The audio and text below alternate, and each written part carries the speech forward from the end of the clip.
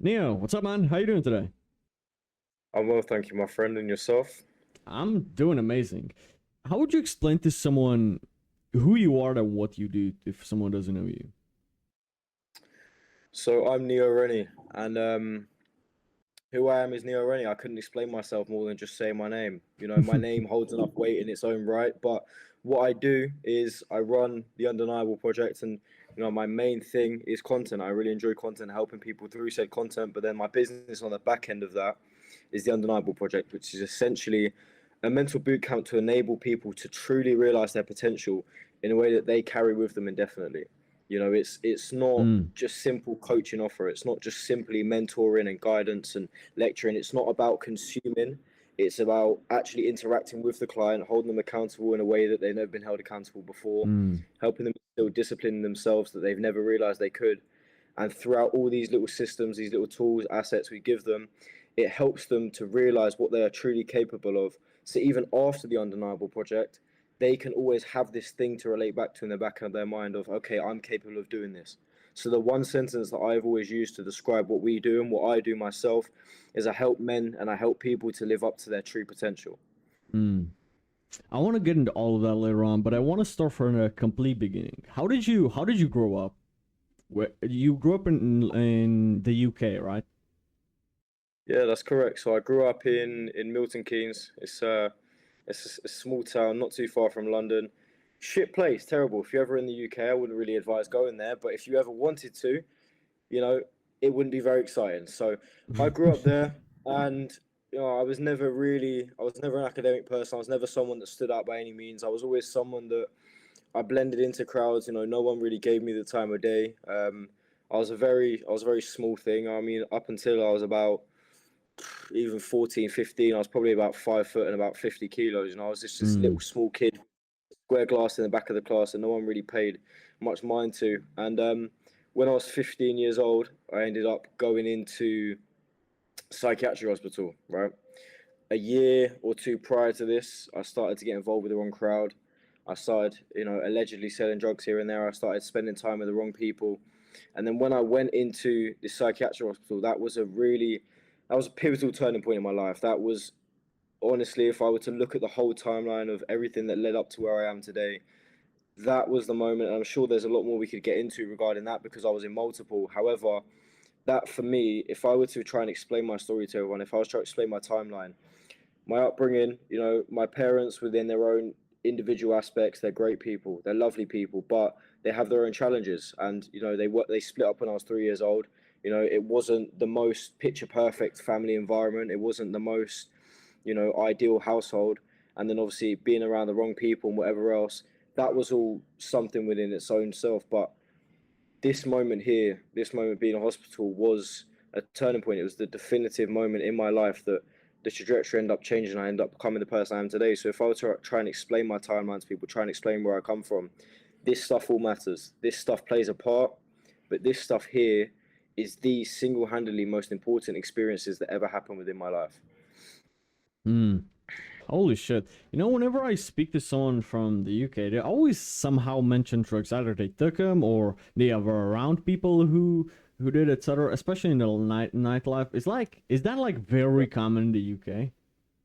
It's very common. It's something that's very normalized. Especially if you come from an area which isn't, really if you come from an area that isn't really well established and isn't loads of Mm, people that come from rich or nice families, it is very common. It's very easy to get hold of drugs. You'll know a lot of people that are drug dealers, whether you know them personally or not. mm, You'll know people. I knew a lot of these people personally, and hence that's how I got involved in it myself. But it's not something which is hard to find. It's not something you don't know about. Oh yeah, so and so he just sells drugs, or so and so yeah he's just in a gang. Yeah, that's what it is. Because mm, not so much now as it was before. But back when I was a little bit younger, we're talking like 2015, 16, 17, 18, there was a massive gang culture in the UK. And it's kind mm, of it's dispersed a bit now. Like it's not as bad now as it was before because the police in the UK are trying to make an example of these people. They're giving them heavy sentences for little to no reason, just for affiliation or association. But back then, you know, the UK, and I'm sure if there's anyone watching this that are from areas like London, you know, maybe you're from South London, maybe you're from North London. If you're from an area that has poverty in the UK and you're not in the nicest of areas, you will recognize how incredibly common it is, how normalized it is, you know, and Mm. it's one of the things where I never really realized how monumentally different that can be from other parts of the world until I explored, until I started speaking to other people from other Mm. parts of the world, and where I realized, oh, you know what? Knowing people that have got stabbed or shot at or gone to prison or sold drugs, that's not actually overly normal. Not a lot of people from other environments know many people like that, you know? But like, I've had my own stories as well where, you know, I've been attacked with a knife before. You know, I carry the scars from that to this day. I've been Mm. robbed before. I've been jumped before. This type of stuff, it's not inherently normal, so to speak. None of that shit is Mm. ever normal. But it's something where it's like, okay, well, it's not like really abnormal. Like, say for example, you were to go to Dubai, right, and you get your head kicked in and someone robs you for your watch. That's abnormal. You know, you're still gonna think like, what Mm. the fuck? But that's not normal. But if it happens in the UK, yes, it's still, oh my god, this happened to me. But it's Yeah. also like, once more, I live in the UK, don't I? So it's just, Yeah. it's one of them things. Jeez, oh, that's crazy. I feel like I'm in the middle of these both. Like I'm in the middle of Europe and Czech Republic right now. I'm moving, but yeah, it's like literally, it's 50-50. It depends like which city you go to. But I feel like most people that go come from the UK are hardened. You know, like Yeah. they're not really scared of going anywhere else because they're like, well, it can't be more dangerous than the UK, right? If you're from a city like that, you know? Yeah. I agree with you. I think that's a really good point to make. It's one of them things where it's like, from the environments that I've come from, the people that I've known, the things that I've seen, when I'm in places like this and I meet people from all walks of life, I don't see them as any different to me in a sense. But when I'm interacting with these people, I just kind of have this knowing in the back of my head of, I'm not ignoring the fact that some of these people could have potentially been through these environments, been through even worse situations. I don't doubt some people I've met have. But in the back of my mind, I always have this feeling of like, I've come from a really dark place. The UK in itself, this isn't me speaking down the UK. I think it's an amazing place in its own way. You know, it has its own beauty. It has its own, you know, sense of pride that you get from being from the UK. A lot of English people I meet, especially in other countries, they're very prideful. However, it is one of the things where it's like, I have this knowing that I wouldn't inherently say I survived the UK. I've heard other people use that terminology before, because you know a lot of people that are in the UK. It's another thing as well. Where even if we look past any physical danger, any things to do with crime or things like that, in the UK, it's a very bad-minded place, right? A lot of people that come out of the UK, as you're saying, they're hardened, and they are a lot more, in my Mm. experience anyway, they're a lot more cautious and defensive. I know that I always feel like someone has some type of hidden agenda when they're trying to come to me or they're trying to Mm. be nice in some ways, because that's what the UK is like. People are bad-minded. People have bad intentions. I'm not saying people that have bad intentions from other places in the world. However, in the UK, it's this environment where a lot of people are miserable. A lot of people then project that onto others, and then that enables anyone that grows up in the UK to develop these walls. You know, they develop this tolerance to external stressors outside of the UK because they feel like, you know what, if I've been in the UK and I've gone through all that and now I'm here in this lovely environment, you know, I can do anything. You know, it's the same way here. You know, Mm. I don't ever feel, obviously, don't get me wrong, Vietnam is a very safe country, but I never feel in danger because I just feel like I come from a place that is naturally dodgy anyway. The UK, it Mm. doesn't even, at night as well, it's not the most beautiful of places. If you were to walk through, council estates in London, for example, not in central London where it's really popular, in the external areas, you are not going to be safe. It's not like on every street corner someone's going to attack you. No, that's not the case. But Mm. you're not going to be walking them streets feeling comfortable. I walk streets in countries like here, in other countries in Europe, and I feel safe because it's like, well, I come from the UK. You know, this place is way better. Yeah. So it's one of the things where I completely agree with you there. I've also met a lot of people, and they have this certain way about them. They have this certain way they Yeah. perceive the world because of what they've grown out of. And I've always said as well, in the UK, there's this really good artist in the UK. If you've never heard of him, Nines, you need to listen to Nines. He's great, right? But he pushes this motto, and it's the UK has a crabs in the bucket mentality, right? Well, if you put 10 crabs in Mm. a bucket and one tries to climb out, they'll pull each other down. That is exactly what the UK is like. So Yeah. every single person that gets out, they become this defensive, guarded person. It's something that most people need to work through. Some people are doing really well and they've come from the UK and they're really open to new ideas. They're open to talking to people. It's something that I recognize that I need to continue working on myself. So, Mm. once more, I would reiterate that that is a very good point. It's something that is, from what I've noticed anyway, it's been a recurring theme with a lot of people that I've spoke to actually from the UK. Yeah. I remember like I always wanted to go to London, and now it's like it doesn't really intrigue me that much as it used to before, just from what I've seen on the internet. Maybe it's completely different in real life, right? But it's like London 10 years ago just seemed like the one of the dream big cities, like in the top five. And now it just has a different like vibe towards it. Like I've seen a lot of videos where like Christians get arrested or get a fine for praying in public, and I'm like, what the fuck? Like for what the fuck? It's it's insane. I think the UK it's in a position right now where on the crime and things outside of things, people don't Mm, fear the police. They don't fear the government. They don't fear the consequences. They go into mm, prison. They get out in one third of their sentence, and so a lot of these people they feel like they can just do what they want because prison here as well. It's kind of like I've always described it's like a holiday camp with a lot of your friends. You can have a little TV. They get weed, they get cigarettes, their phones. Obviously, this is stuff they sneak in, but and then the other side of that as well. I'm not going to get too into this political side of things, but with the UK allowing people to immigrate from other countries, it has led mm, to this issue where now we have a large contingency of the UK population that don't feel like they feel at home in their country. You know, mm, I don't know the statistics off the top of my head, but the the difference in population percentages with people that are from the UK initially and people that have immigrated here from other countries, you have this side of people and they don't feel happy with that. And they don't feel happy with that because the UK doesn't feel as patriotic as it once did, 5 years ago, 10 years ago. Because the UK mm, doesn't feel like home for a lot of people in the way it did. I wouldn't say I have an overly strong opinion on this. However, I do believe that the UK has a big problem with homelessness of UK citizens and veterans. It has mm, a it's very difficult to find jobs. I'm not saying any people are taking jobs. I'm not one of them people, but that's a factor. It's also really hard to mm, find accommodation at a good price at that. So then, because you have these two opposing sides, people that are from these other places, people that are originally from the UK and are very patriotic, we have this conflict. And what that has led to has the government and the police, they don't want to be against this side, which is people from other countries, people they're trying to be inclusive to.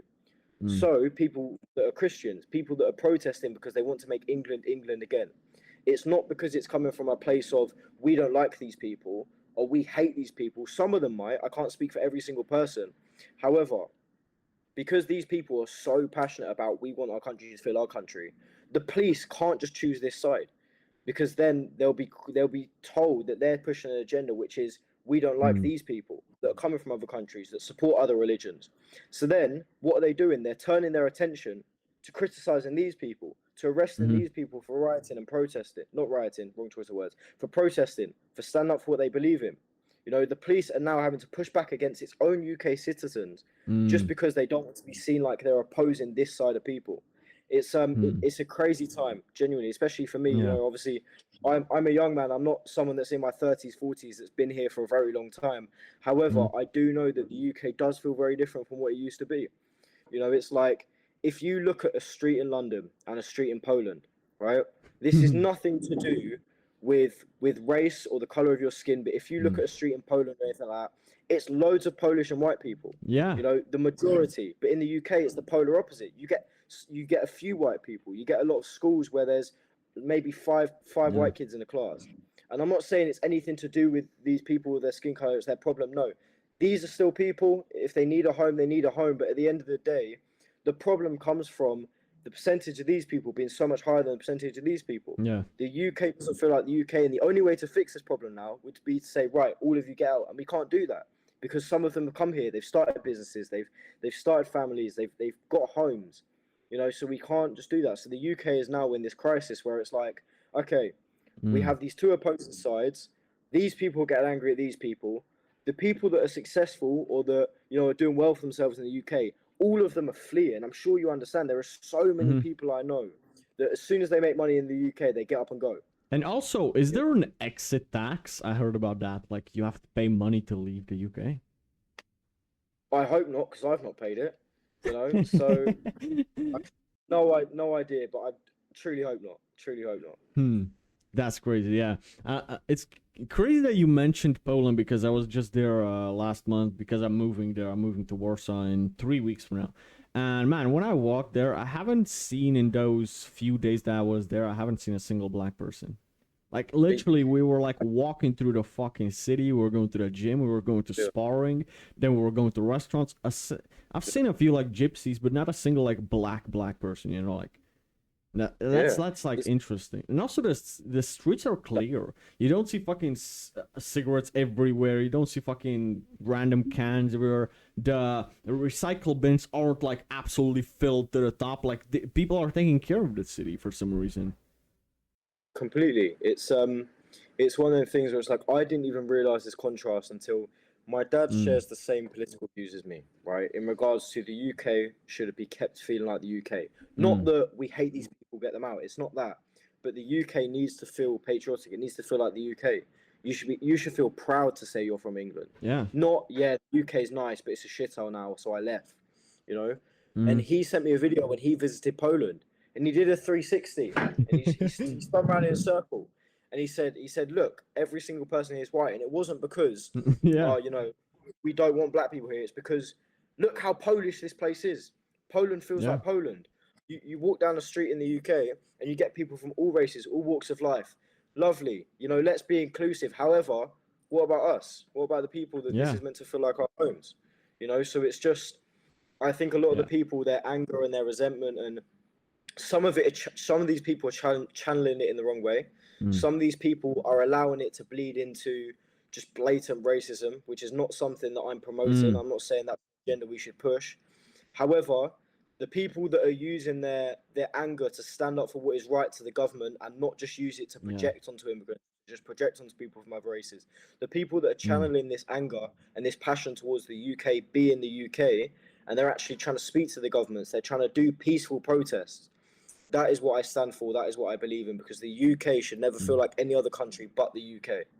Yeah, I feel like no matter what country we're talking about, the natives always should have a priority. It doesn't matter what country you're in. I'm absolutely okay with that. Like, I'm moving to Poland, but it's like I understand that I like the Polish people have a priority over me, which is like absolutely understandable, right? I absolutely understand that if I meet a girl and her dad wants her to date a Polish guy, I'm like, I mean, I can't really blame him for that, but it's like, if she's an adult, of course, then, yeah. But also, when we were there and we were speaking in English, we saw a lot of, like, head turnings, a lot of, like, old people, like, looking at us, like, weird. And it's like, yeah, you know what, this country, although it's a little bit, like, discriminative, I like that, you know, even if I'm just a guest there, I still like that, because I feel like I know what to expect from those types of people, you know? It's like, a Polish man is not just gonna come and rob you for no reason, you know what I mean? Whereas if you have people from 50 different countries, you don't know. Completely. It's like one of them things where it's like, you know, the UK is a place where a lot of people have found access to illegally immigrate to the UK. And I'm not saying that every person that comes in the UK is a criminal or has done bad things or is coming to do bad things. However, there is a large contingency of people that have came here without the proper, you know, means of processing themselves, without the proper documentation. And that has led to a large influx of crime from unaccounted people because of a byproduct of this. Because, you know, we have companies in the UK and externally in the borders of France that are helping people to cross the channel. There are actually companies that have set up warehouses and little camps on either side of the channel to teach people how to safely cross, to give them the boats and all the resources they need. You know, and if you don't think that part of this is being supported by the UK government, then you are so incredibly wrong. You know, and it's scary. It's so scary because the UK, I'm not saying it would be a completely safe place if it was 100% UK citizens whatsoever. Don't be wrong, there are so many sickos here. However, if you don't think that this stuff is also contributing to the problem, then you would be being misled in that thought. Yeah. I want to ask you, who did you look up to as a kid? You know, it's like, did you have like a maybe YouTuber that you were looking up to, that maybe someone that inspired your entrepreneurship journey, who you were looking up to, maybe even later in life, like in your like 16, 17, 18. So when I was a younger kid, my and my dad's relationship was nowhere near as strong as it is now, right? Mm-hmm. So my dad, it's not that he's not an inspiring person, or it's not that I don't look up to him immensely now, but our relationship was never as strong when I was younger. So when I was younger, I didn't really have that in a sense. You know, the people that I looked up to were people that were older members of, you Mm-hmm. know, the people that I spent time with, the people that were selling drugs, the people that were doing bad things, because I looked Yeah. at people as they make a lot of money, you know, they get women, Mm. you know, I want to be like these people.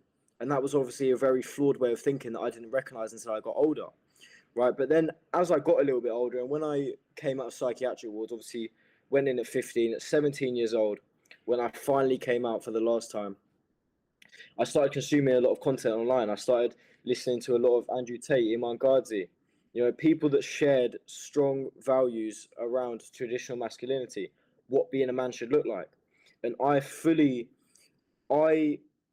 completely and utterly immersed myself in their way of thinking. Not because I'm some Andrew Tate wannabe who wants 15 hoes and wants whatever else, you know, not because I want hundreds of millions like Iman Gadzhi, but because I related to the way that they talked about how they feel about themselves. I wanted to feel how they feel. I went from years and years of resenting the person I was to suddenly I was hearing these people that spoke about themselves and the life they live with so much conviction that I wanted that for myself. So I started consuming this content. I started listening to as much as I could. I started, you know, trying to understand what they were doing. And that's what led to my first online business, which was a marketing agency. You know, and that was, you know, from Iman Gadzhi's course. I remember I started watching his free YouTube videos, his free assets online, got my first paying client, invested £1,000 into this course. My marketing agency never went any further than £4,000 or £5,000 a month, and then I absolutely blew it to shit because I spent all the money, stopped working on the business, and I realized I actually hate this. I don't want to do this. But that for me was the first. Okay, you know what? I wouldn't inherently say I look up to these people, but these are people. They've given me a sense of what I want from myself. So I'd say that plays a massive factor. And Andrew Tate himself, whether you love him or hate him, there are points of him that I have carried with me to this day. Complete and utter conviction and belief within himself. I never used to believe in myself. Mm. I never had conviction in the words I was saying. I've learned to develop that through the way that he communicates his own thoughts and his own beliefs.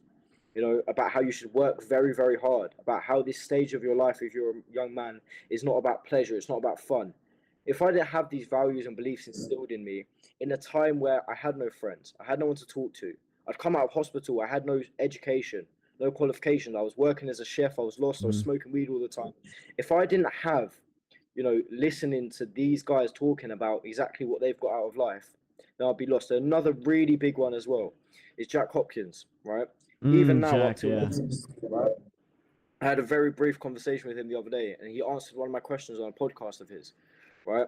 And this question was me basically explaining to him, you know, I've wanted to help people for such a long time, and I've been helping people behind the scenes, but I don't know how to market that without being a life coach. And for years and years, I watched his content. You know, when I was going through this phase, when I was 17 years old, fresh out of a psych ward, you know, nearly 3 years ago now, I was hearing about how he went to Thailand, about how he started creating content, about how he decided that he wanted to help other people. And I always thought that was cool as fuck. I'd always watch his videos. I'd always make sure that I was taking notes on them, paying attention. And then we had this conversation a few weeks back. And in this conversation, he said to me, if you don't want to be a life coach, don't be a life coach. Just help people live up to their potential. Mm. And this was a small segment from him talking for maybe a few minutes. But my brain clung on to this. So I were to say, if there were anyone that previously led to me looking up to them and being an inspiration to me and whatever else, it would be these three people. But now Mm-hmm. the final point I want to make is the point I'm at now and the relationship him and I have now and the person that he's become and the stuff that I've seen as I've got older, my dad has become an inspiration to me more than I could have ever fathomed that he would be. When I was Mm. younger and I essentially had, weak masculine beliefs, right? And me and him didn't see each other often because him and my mum split up. You know, there were so many things in the way. But as I got older and as I got to 18, 19 years old, my dad, for the record, he's a really big muscular man. He talks a lot about traditional masculinity, stuff like that. in essence, a strong masculine man, right? And as I got older, I started to see myself in him more. I started to go to him for advice when I never would even talk to him about things that were going on in my life beforehand. And I started to recognize all these things that played into why his and I's relationship was as weak as it was when I was younger. And now, I actually just posted a YouTube video the other day. We were on call for 30, 35 minutes or so, and I was teaching him how to start his own coaching offer and how to build up his own Instagram page because he saw what I'm doing. He was inspired by that. And he's 51 years old, and he had enough humility to sit there and listen to me and take advice from me and take guidance from me as to how we can build his own offer. That for me has gained so much fucking respect from him. And I look up to these people, sure. And they instilled so much strong values in me and a strong sense of direction in me that I wouldn't have had if I didn't listen to what they were pushing online. But if I respected anyone in this world, it would be my dad. There's no one that I respect more. There's no one that I feel like I can look up to in the way that I can look up to him. Yeah.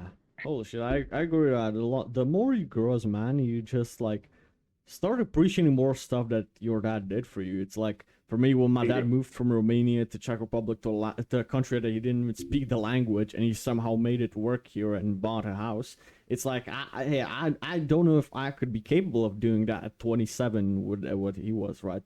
It's like that's something that, it's like he sacrificed so much. But you know what? I really hate when a lot of like, usually it's like 15, 16-year-olds, right? But it's like they say, my parents don't believe in me. And I'm like, how much money have you made online? A few $100. I'm like, okay, so you can't even sustain yourself. You if they threw you out on the streets, you would be homeless, and you're the one dependent on them, and you want them to believe in something that they've never saw work before, because in their world, like making money online, they don't see it as real because they've never done it, right? They never saw it at anyone in their lives. So of course you need to lead by example. But until then, be respectful and shut the fuck up, bro. It's like, don't expect your parents to believe in you if you haven't shown proof of concept before. Yeah, 100%. And I think that is such a good point you make, because funny enough, my dad and I, when our relationship started strengthening, and he was seeing that I was trying these different things, and I was going from business model to business model, he showed a little bit of belief in me, a little bit of faith in me. But a small part of me recognized that he didn't have this level of belief in me, right? And I remember when I first started doing what I do before I do now, which is I started appointment setting, right? I was working for these people, and they were helping train me, they're helping give me whatever guidance I needed. I remember explaining it to him, and he said to me, the long story short of it is, he thought it was a scam, and he essentially thought that I was going to be wasting my time, right? But then I had this thought in the back of my head of, you know what? I don't care about anyone else's opinions. At least up until I had that moment where I went into a psych ward and I lost everyone, I stopped caring. Since them psych wards, I haven't given a fuck about what anyone thinks or says. Why should I start now? So I said, look, Dad, I'll be honest with you. I respect you and I appreciate what you have to say, but I don't need your opinion. I don't want your opinion because it's infectious. I said this in a much more respectful way than I just communicated it then. But funny enough, I moved out here, and when I had my first really good week, it was $4,500 in 1 week, and I told him about it. And what my dad said to me is, he said, look, I'll be honest with you, mate. I didn't believe in you when you first started telling me about this. I didn't think that you'd be able to do it, but you've done it, and I'm really proud of you. And I'm telling people at work how well you're doing. I'm showing them your Instagram, and I'm so proud of you for that. And I'm so incredibly glad that I didn't give a fuck what he said previously. Yeah. Because it could have enabled me to, harbor a sense of resentment to him. It could have, made me feel deterred about my own journey. But no, I knew who I was. I knew what I wanted out of life. And I also recognized what you're saying, which is his reality is he's a 51-year-old man that his whole life has had to work hard for a few £1,000s a month. His whole life he's had to show up, and he's a truck driver. It's a hard job. He works very long hours, very long hours consistently every single day without fail. He is a hard-working man. And it's like, even my mum, she never used to believe me. She was a waitress. For a large amount of her life, she was a single mum who was a waitress, who put in so many hours for so little reward. So both of these people, I cannot blame them for having the beliefs they had. I cannot blame them for not being able to have the same level of conviction in my abilities and in what I'm doing as I Mm-hmm. did, you know? So I ignored it. And I'm Yeah. so glad I did, because when I recognized that, okay, they're just looking at this through their lens, they have a different lens on the world, Yeah. they have a different perspective. And when I actually recognized that, I was able to actually see, okay, they're not saying this because they don't like me. They're not saying this because they resent me or they don't want to believe in me. They're saying this because their whole life they've been conditioned to believe Yeah. something that is completely different to what I believe. So I'm not going to hate them for that. I'm not going to resent them for that. I'm just going to show up every single day and I'm going to prove them wrong. And I have. And now they're both proud of me. My mum's constantly posting my stuff on her Instagram story, telling people, look what my son's doing. Send me a message, send me she's proud of me. And that means a lot because, once more, hers and I's relationship used to be awful as well. Awful, and now it's strong. Mm-hmm. And I love the fuck out of both my parents now, and they love the fuck out of me. And our relationship has never been this good, all because I ignored their opinions. I respected that it was coming from a place of love, and I understood that it wasn't coming from them trying to talk shit on me. It was coming because their brains have been conditioned in a different way than mine has. And then now Yeah. that I have, I'm not exactly the man I want to be. I'm not exactly where I want to be. I've got a long way to go. But now that there is some tangible proof that I'm on my way to being that person, they can respect that I didn't listen. They can understand that because I didn't listen, I am now in the position I am today. And our relationships have never been stronger because I believed in myself and I didn't resent them for not believing in me.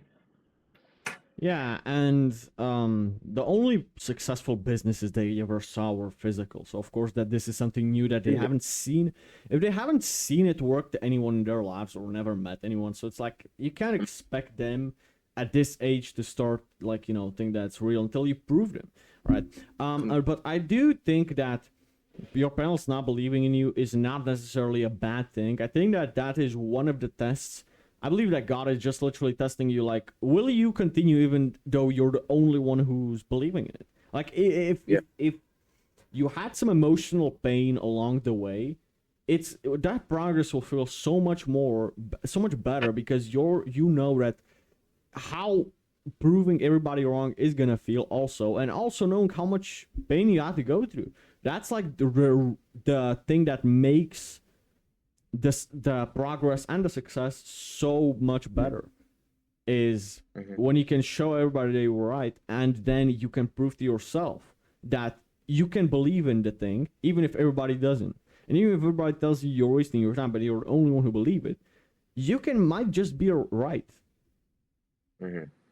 I completely agree with you. Whatever you believe is true. If you believe you can do something, you can. If you believe you can't do something, then you also can't. It's one of them things where it's like I've been through so much pain and turbulence within my life that has enabled me to be the person I can be. And every single one of them was a challenge from God. It was a challenge to see if I was worthy of becoming the man that I am today. And every single challenge I'm going to face from here on out is also just another step along the way. Every single time I overcome a problem or someone not believing in me or a painful comment or whatever else, I just see it as, okay, this is just another step in the journey to becoming the person I want to be. This is just another challenge I need to overcome. But I think so many people, they feel like, oh, this is the end of the world. And they allow themselves to suffer in imagination way more than in reality. And they allow themselves, to feel deterred by it, have this sense of doubt grow like an infection within their brain. But if you can just see it as a challenge, and you can just see it as, okay, well, this is happening because of this, and you see the logic behind it, and you understand, okay, well, I know that I want to be this person. So it doesn't matter what happens here. It doesn't matter who doesn't believe in me. It doesn't matter what pain I go through. It doesn't matter who says what. If my girl breaks up with me, if my friends cut me off, it does not matter what I go through because they are all small testaments to the man that I know I'm going to become. Yeah, I remember, bro. My first hate comment, bro. It's like I thought that I wouldn't budge me. But I thought about it for like a few hours. It's like it was about someone said I have skinny neck, right, and called me a fucking pencil neck. And to be truthful, that was true. Like I'm still working on it. Like my neck is still fairly skinny, but I'm still working on it at least. But it's like holy shit, I would have never started working on my neck unless like somebody called me out on it. But like that guy was looking for something, but it's like now it's like I've gotten a few more hate comments, and it's like I'm a little bit desensitized to it than what I was before that. Also, you know what I find it that a lot of people will DM you just something hateful. They don't comment it. A lot of people, like if you look at my Instagram, I don't have that many hate comments, but a lot of hate DMs. I don't know why. It's it's a weird one, but it's one of the things as well where it's like, as you're saying, you build up a tolerance to it. I've Mm. had so many hate comments. I even have people telling me now, like, I posted this video where it was a job interview. I landed a 4 to 7K per month sales role. On Mm-hmm. TikTok, it got like 100 something thousand views, but on Instagram, it got like 20,000. I had a few people commenting stuff like, you need to stop using as many words. You're speaking too fast. Well, I got the job. I earned money from the job. He fucking loved me. It's a 2 minute clip from a 2 hour sales call. I Mm-hmm. understand the logic behind it. I understand that their comments are they're just petty. They don't make any sense. But I feel like as well, with what you're saying, so many people, they allow this to get to them. But Mm.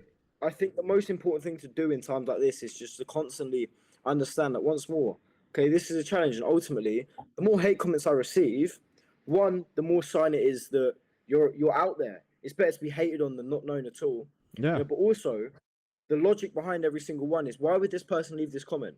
Did it make Yeah. them feel uncomfortable within themselves? Did they feel like, did they feel that maybe they were envious? Maybe that they didn't like to see that you were winning. Or a lot of people have just been like sexually abused in the past and they're just sticking out, bro. It's like, bro, like, come on, like it's that person. You should feel sorry for them. And also, I disagree with people like leaving from pain or trying to run away from pain. It's like, bro, don't just turn off your comments or cower away from it. It's like, let them come, or like literally like look at that for a few minutes and just like let it sting, let it be uncomfortable, like, just think about it for a few minutes. Even though there is some truth to that or not, a lot of these people are stupid as fuck, but there will be some Yep. fair criticism. I don't know if you know John Mark Stevenson. Yeah. Yeah, bro. In the DMs, bro, he cooked me on my content. But it's like, holy shit, Oh, I made Lord. some improvements ever since then. And Yeah. bro, you were literally like, when I saw that last message, which was, "Are you mentally okay?" Bro, that hurt a little bit because I looked up to this guy and I still look up to him, and I've been watching him Yeah. for like a year and a half, like in the early days when he was making like 10-15K a month, and now he's like $500,000 a month. It hurt Yeah. me, but it's like, he's right. He was right, Yeah. bro. Like, that's something like when someone that you look up to, fucking Mm. calls you out, you take it so much more seriously than where it's just Yeah. a random person with no profile picture. 100%. I completely agree with you. I've been in a similar position before, and it's like, I try and preach this in my content. It's whenever you feel like someone's insulting you or they're criticizing you, I always try and encourage people to look at it through the lens of why that Mm, person's saying what they're saying. Was he saying that to you because he wanted you to go away and feel shit about yourself, or was he saying it to you because you wanted to mm, be better? And I'm sure you can recognize it's because he probably wanted you to try and improve. He wanted you to yeah, challenge your own beliefs, and eventually that has happened, and you still look up to him, and you've improved on your own yeah, content. But there's a clear distinction between people that just have miserable lives, and they're fat, they're lazy, they've got nothing going for them, and people that are doing all right for themselves, and they're not saying it because they're an ego-fueled prick. You get some of them. Some of yeah, them do exist. Successful people that just have massive egos and they're cunts. You get some of them people, but you also get some people that maybe they're more successful than you, and they may say it in a blunt way, in a way that's really direct and maybe is a little bit harsh. However, it's coming from the lens of, okay, well, this would help this person. If they can see it not through their own ego, and they can see, okay, well, he's saying this to me because he wants to help me improve on this, then it opens up a world of improvement, and it's really good that you found that, because quite a lot of people never do. yeah. Really, I just appreciate that he even took the time to like give me some feedback on my content. I'm like, I didn't Yeah. even pay him. It's like, holy shit, this man took like 5 minutes to just tell me like what the fuck do I need to do. It's like I just actually thanked him in the message, right? So yeah, that was a wake up call for me. I I can wanted to imagine. I want to ask you, did you work many 9 to 5s when you were younger? Many jobs? So fucking so many. So as soon as I turned 16, I obviously I got no GCSEs, no education, because I lost so much time when I was in school to Mm, psychiatric hospitals for mental health. I was already shit in school. Don't get me wrong. I have ADHD and autism, but I didn't know that at the time, so I couldn't focus. I couldn't put my mm-hmm, attention and energy into the stuff I needed to. I was always that guy that either didn't have a pen or just didn't do any work, or spent the whole time drawing in the back of the lesson. And I never understood why, but yeah, I just thought I was shit in school. So I had no GCSEs. So as soon as I turned 16, I started working as a chef full time, Mm-hmm. right? And that was just a job that was easy for me to get. My mum helped me get it. She was a waitress at the restaurant. Being a chef, awful job, awful job, right? You're sweaty all the time. It's fast paced. Everyone's stressed out, Mm. right? Everyone's always angry all the time. There's so much pressure. If you can't just take a step away for 2 minutes, you have to constantly be on your toes working. However, it taught me, being able to stay calm under pressure. Yeah. It taught me how to work in actually a harsh work environment, because I realized I later had jobs where they were a lot more lax, a lot more chill. Like if I were to compare, for example, the work I do now, where I sit on my laptop, I can order food, I can put my Yeah. headphones on, I can do what I want to do, I can sit in bed and do it if I want to, compared to when I'm in a hot, sweaty kitchen wearing all chef blacks, long sleeve chef blacks, I'm sweating, there's open flames around me, so I'm really hot. There's this open restaurant so everyone can see me. I can't have headphones in. Most of the time you can't have music on. Can't go on your phones. If I even need to go to the toilet, I need to try and find someone to cover my section. You got orders coming in all the time, so you can't stop. That environment, it helped me a lot. But then after that, I went into another chef job, and I was a head chef at a steakhouse. I ended up losing that job shortly after because I had a conflict with someone else that worked there. But that was what it was. But then after that, I ended up getting a role in retail, right? And I was working at John Lewis department store. I'm not too sure if you have that in US potentially, but just this massive department store, right? Mm-hmm. And I was kind of doing behind the scenes stuff. I was going on the shop floor sometimes, but then they changed it to I had to start working on tills, and I had to start doing more customer service facing roles. And I just realized very quickly that, for one, being in these environments, these roles, I realized I have way too much potential to be in a setting like this where someone's having to go at me because their card won't give them the extra 5% discount they need. I'm stood there until some old lady shouting at me because the 5% discount wasn't applied. It's just like, love, I'm made for so much more than this, But throughout these jobs here, I was trying so many different businesses on the side. So many. I've tried so many different things, but these were my main jobs. And then one thing about John Lewis as well is in these chef jobs, it was very unstructured. All these people, they're amazing people. They're hardworking people. They're great people, but they maybe didn't get qualifications. They're maybe in their late 20s and they still spend every evening smoking weed. They're people that generally don't have overly much direction. It's not once more that they're bad people. I met so many good people in this job. So many I'm still good friends with to this day, right? But a lot of these people, maybe they're just, they travel for 6 months of the year and they just want a chef or a waitress job for the other time. Maybe they're at uni, they just want another job. But then being in a place like John Lewis, where it was very corporate in a sense of it reminded me of school. In school, the way that everyone's got these weird cliques, they're talking behind each other's backs. You have to present yourself in a certain way. And I just realized once more that I don't conform to any of these environments. I'm not this really, lax person that can do whatever. I'm not this person that is going to be talked to like I'm 5 years old or like someone's better than me, because I know they're not. So these jobs here, these are my main jobs, and they taught me so incredibly much. And obviously what I do now is vastly different from these, but chef, retail, and then I did some other freelance jobs, marketing, whatever else in the meantime for external businesses of my own, but obviously that was off my own accord. But yeah, these jobs, they took a good few years out of my life. Wouldn't recommend. Yeah, bro.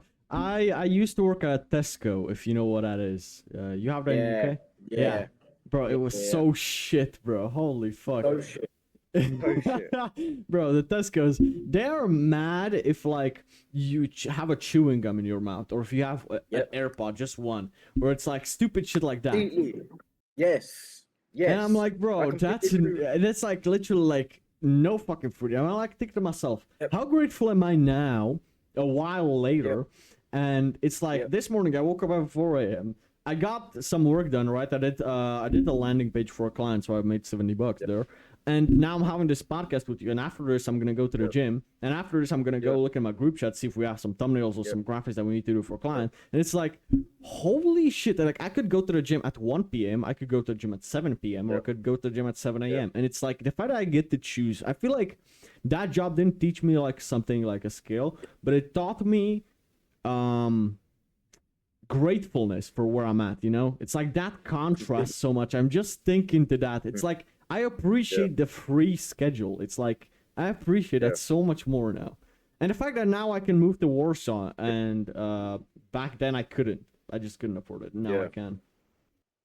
It's it's one of those things where you really need to experience something like that to be able to appreciate, what you can later attain later in life. Like for example, Oh yeah. if I never had these difficult jobs where both in their own rights are so restrictive, like obviously the chef job is more lax. I'm not gonna lie, quite a lot of the time I turn up to shifts high. I'd go smoke a joint in my break.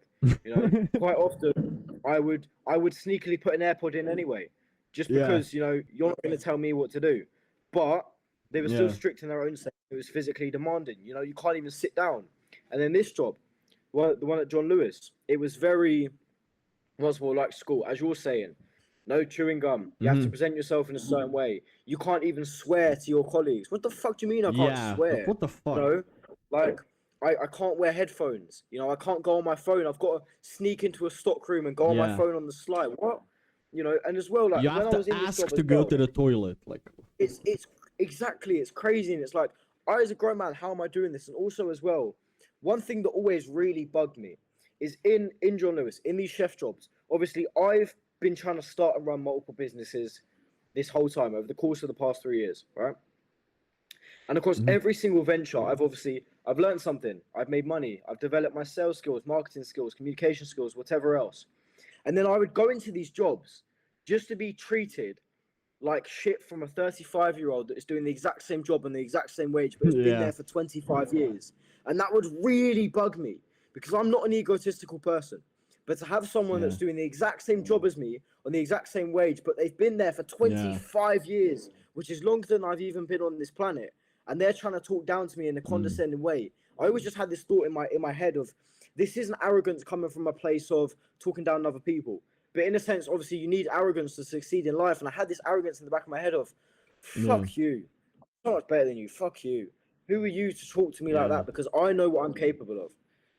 Yeah, you know what? I talked to on my first week there at Tesco. I remember I talked to a colleague, and he looked like he was like I don't know 25, 30 maybe.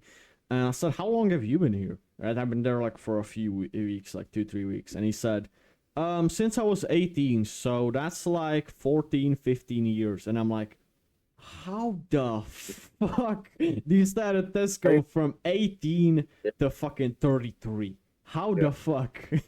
How?" It's insane. Yeah. And it's like, another one things as well. What always it almost scared me. The fact that some people I would talk to, maybe they're 18, 19, 20, 21, doesn't matter, but they're younger. And they would tell Yeah. me, yeah, I'm trying to go for this management role. And then I'm trying to go for a supervisor. Then I want to be a manager. And then I want to be an area manager. Yeah. And it's like, you want to dedicate years of your life progressing to this company that doesn't give a fuck about you. I always say to people, right?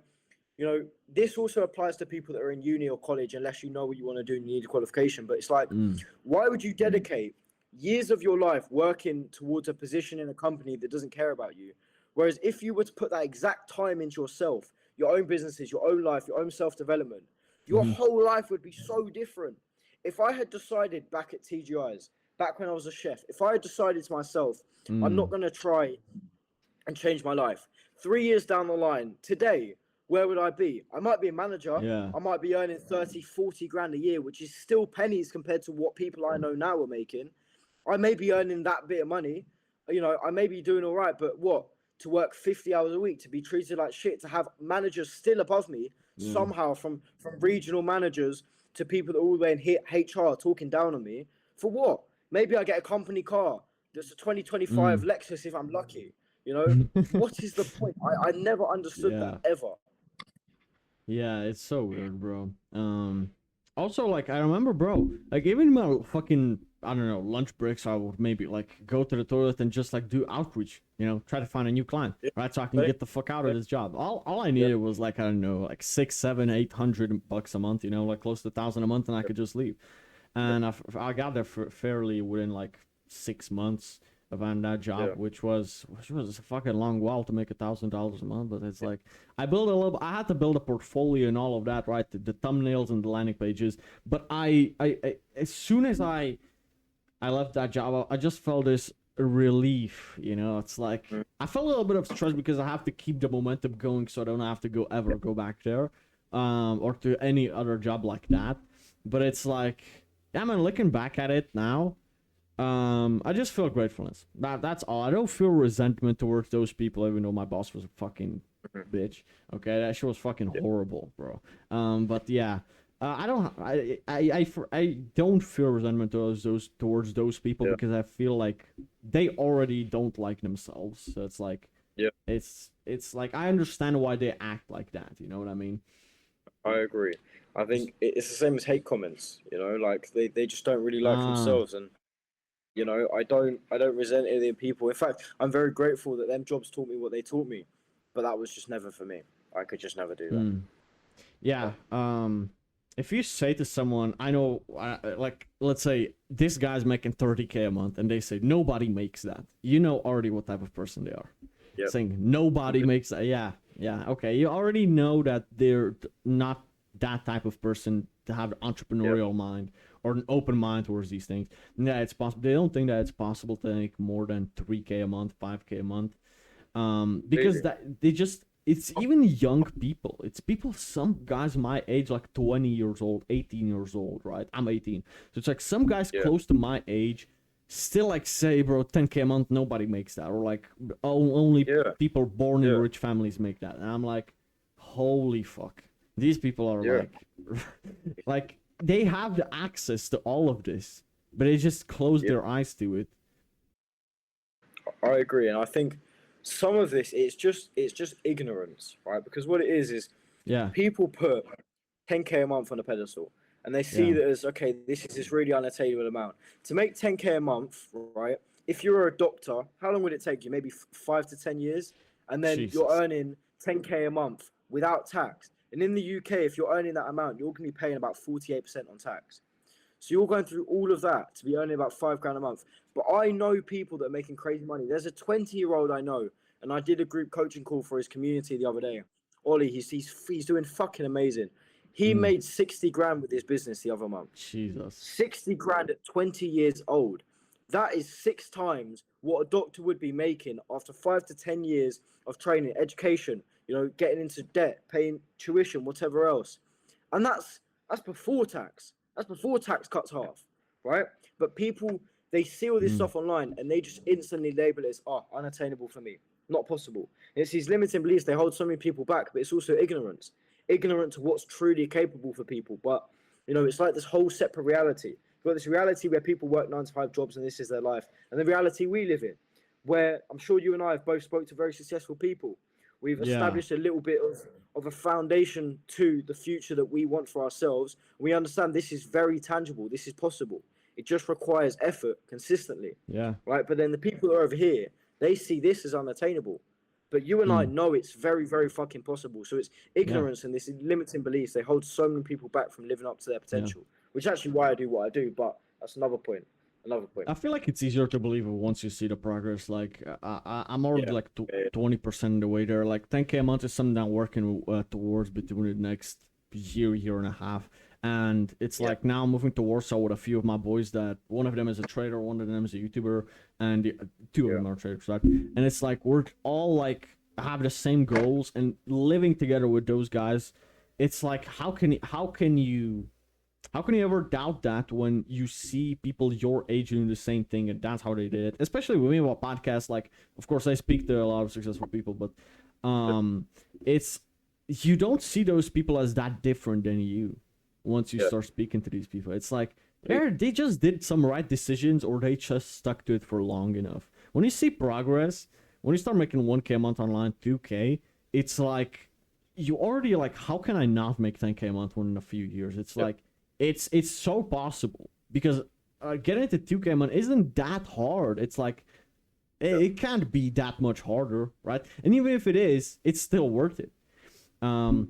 So yeah, that is the way I look at it. It's like I feel like most people need to get a few first sales, a few $100 a month first, and then they like start opening their minds to this concept. If you've made Yeah. $0 online, it's like you, of course, so far we've only seen it on YouTube, we've only seen it on Instagram. It's like it doesn't seem real at that point. I kind of understand that. Yeah, completely. What would Completely. you say were your biggest mistakes in the beginning when you started coaching, when you started actually entrepreneurship in general?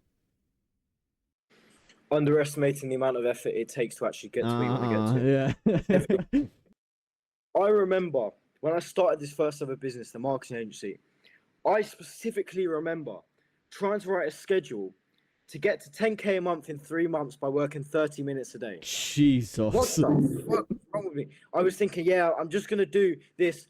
You know how much outreach I was Oh. doing for my marketing agency? I was doing 5 to 10 outreach messages a day, and I Oh my thought that God. that was gonna get me somewhere. I thought that was gonna get me the results I wanted, and it wasn't. Until I went through 3 years and 12 business models of realizing it actually takes so much fucking work to make money Yeah, online, bro. right? And it's not that it's impossible. It's just that you don't understand how much it actually takes. So that as well, and then also, I would say consuming more than you're creating. Even if you don't want to create Yeah. content, constantly staying in this cycle of mental masturbation, watching content, educating yourself, filling notebooks with notes.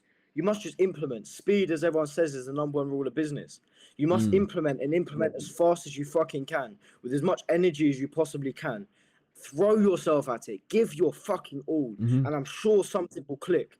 But if you spend Yeah. 6 months trying to perfect your offer, trying to perfect your outreach, trying to perfect every little intricate detail of your business, you'll make no money. It's one of the things where I always use this analogy to people, right? If you want to get in shape, what's going to be better for you? 3 months of intense studying every single day, 12 hours of understanding exactly how each muscle works, what exercise does, the perfect rep time, whatever else, or months of just going to the gym, picking up weights and figuring out as you go. This is easily going to every single time outweigh this. So the two main Yeah. important things: underestimating the effort it takes, and getting lost in the loop of mental masturbation, not actually taking action towards your goals. Yeah. Also, what I'd say was a big part of my journey is I made entrepreneurial friends and we're working together. It's like that also speeds up a little bit of the process. For example, I joined one of this YouTuber's school community because I really looked at him and I was watching for like over a year. And when he launched his school community, instantly I joined it. I had no doubt about it. And now a year later, I'm moving in with 4 of the guys in real life. Like I'm moving in with an apartment with them. It's like we already had 2 meetups before this, and it's like, holy shit! Now I'm working with them. Also, if you like just delegate tasks within yourself and you split the profits or whatever your business you're doing, it's a lot of the times you'll find that you'll make more progress with this. Like with my I start doing thumbnails as a freelancer, but now I'm turning it slowly into an agency. I have like 14 guys that are working with me, not for me, but with me, and we're splitting the profits. And we all get to eat this way because we're sending like hundreds of outreach messages a day between all of us. And then some guys are good at doing the graphics, some guys are good at doing the landing pages, some guys are good at coding, and we're all like splitting the skill set of what we're best at.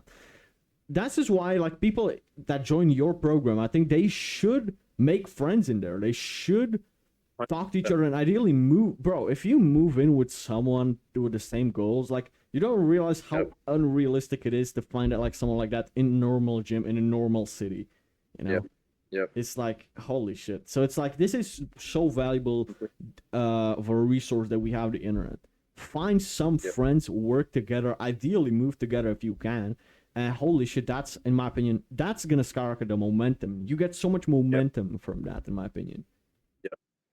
I completely agree with you. I couldn't agree more. It's one of the things where, for me, I underestimated this for a very long time, and I think that's why I didn't make one of them points. But that is a really good point to make. For years, I was in this isolated builder phase. I still had my friends from that I ended up making, but I was just focusing on it myself.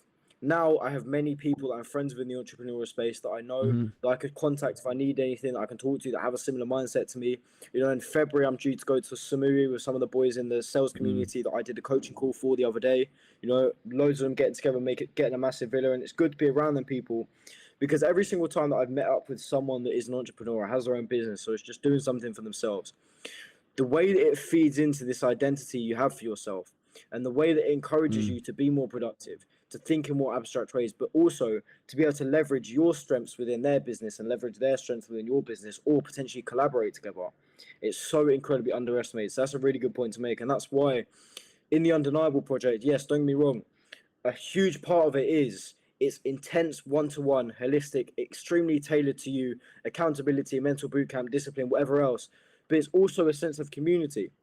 You know, Yeah. the long-term goal for the Undeniable project is it's not just going to be this coaching or mental bootcamp. No, it's going to be this big thing where so many men from around the world can relate, because also so many sales reps say this. So many sales reps say what they do is exclusive and what they do is invite only. I truly, if you don't talk about your passions and your beliefs in the same way that I do, if you don't care about, you know, your own future and your life in the way that I do, in the way that people can tell when I speak, I don't want you in the group, because you don't feed into what I'm trying to build long term. You don't feed into the brand values we have.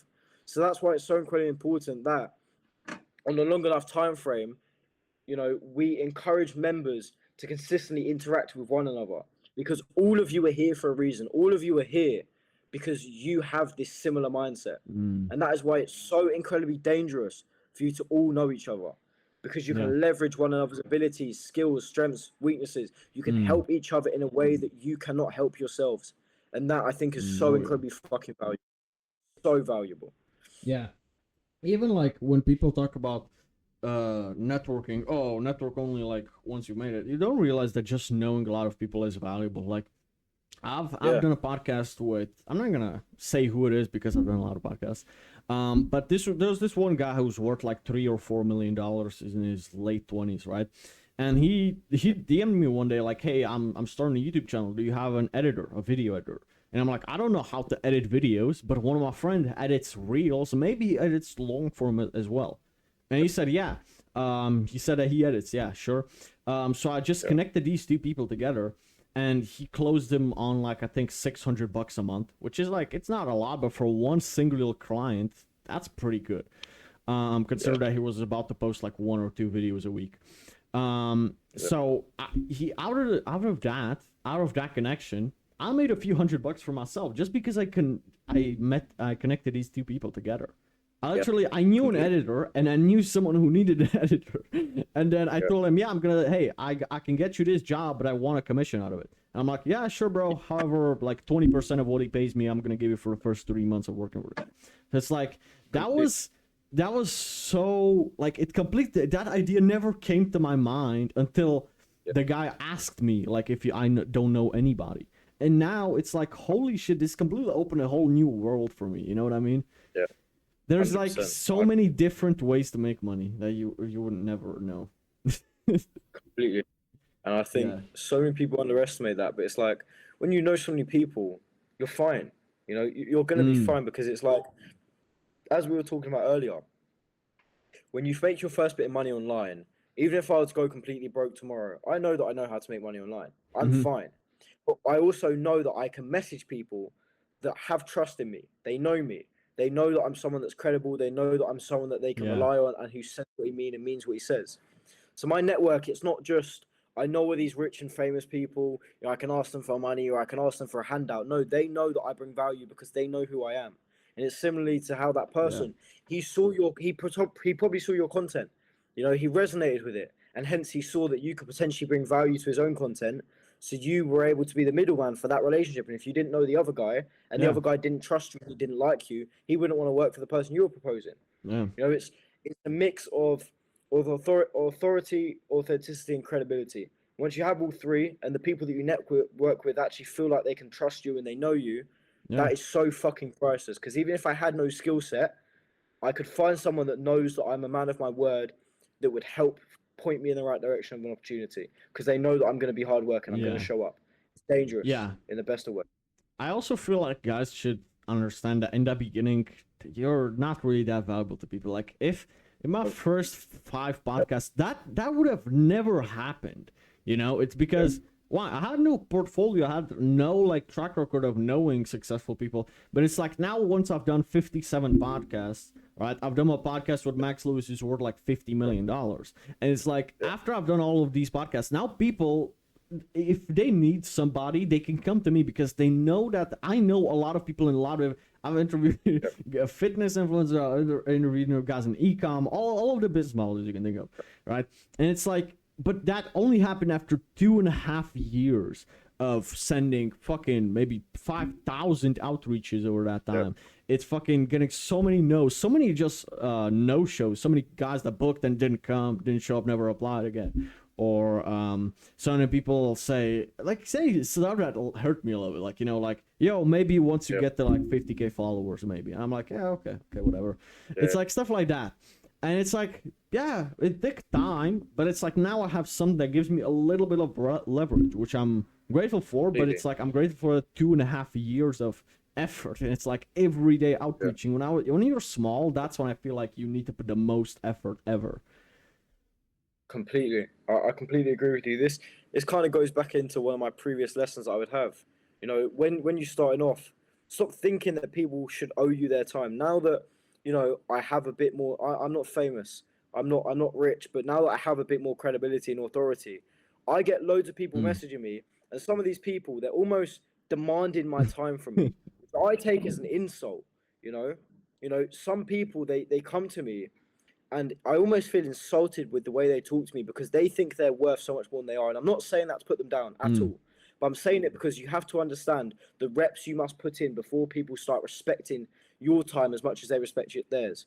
And it's like, if you had reached out to me, I'm a very nice guy, I'm a respectful guy, but if you had no YouTube videos, I'm a very busy person. I may not have been as inclined to be open to get on a call with you. Of course. I may not have been as open to talking to you, but I could see, you know what, this is someone, he's put in the work. He's put in the hours. It doesn't matter who you've done a podcast with or the exact number, but I can see you've put in the effort where people weren't showing you this attention. People weren't showing you the respect that you need to be shown. And I understand firsthand how that feels because every entrepreneur, every business owner, every person that's ever built something for themselves has been through that.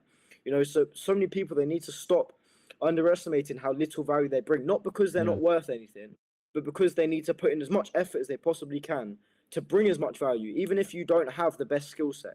Even if you aren't, you know, the most confident person, do as much as you possibly can to make sure you're showing people how hungry you are, how resourceful you are, how you're going to make sure you can bring as much value to their lives as you can. Don't go to them and say, yes, bro, you know, are you free this Friday for a podcast? And I look at their page and they've done none and they've got 10 followers and they've got a picture of them drinking with their friends. Fuck off. I don't have time for you. You know, but if you come to me nice, respectfully, I can see you're trying. Even if you came to me and you only had one video posted, but, you know, it had a nice professional thumbnail. And, you know, I watched the video, I could see you were showing up with confidence. You were trying to ask good questions. I would give you that time because I can see you're willing to put in the effort to make yourself seen. Right? But so many people underestimate how much effort that actually takes. So, really good point. And I even like I was a little bit delusional in the beginning. Like I was outreaching to big people when I had 0 podcasts recorded first. My first podcast later on, I learned that I had to start small, or with like some guys from Twitter with like 500 followers, like 1,000 followers. Or it was with one of my friends from the gym who had a few hundred followers. Right? It's just like it started small, you know. And then later on, like I had my biggest W, which I still don't believe to this day that it happened. It was with King's Community, who has like 2 million followers on Instagram, that was my biggest podcast ever. And it's like, I don't understand how the fuck that happened, but it's like, I feel like that's because I had like, you know, at that time I must have had like 30 or 40 podcasts under my belt. So it's like, and where it was maybe the good way to get to someone is if they follow you. So it's like Hamza follows me, some other like big people follow me. So it's like, as soon that gives you a little bit of credibility. So also this is another reason why networking is useful, because if you want to get to someone, like for example, I wanted to do a podcast with Brett Scales. You know who that is?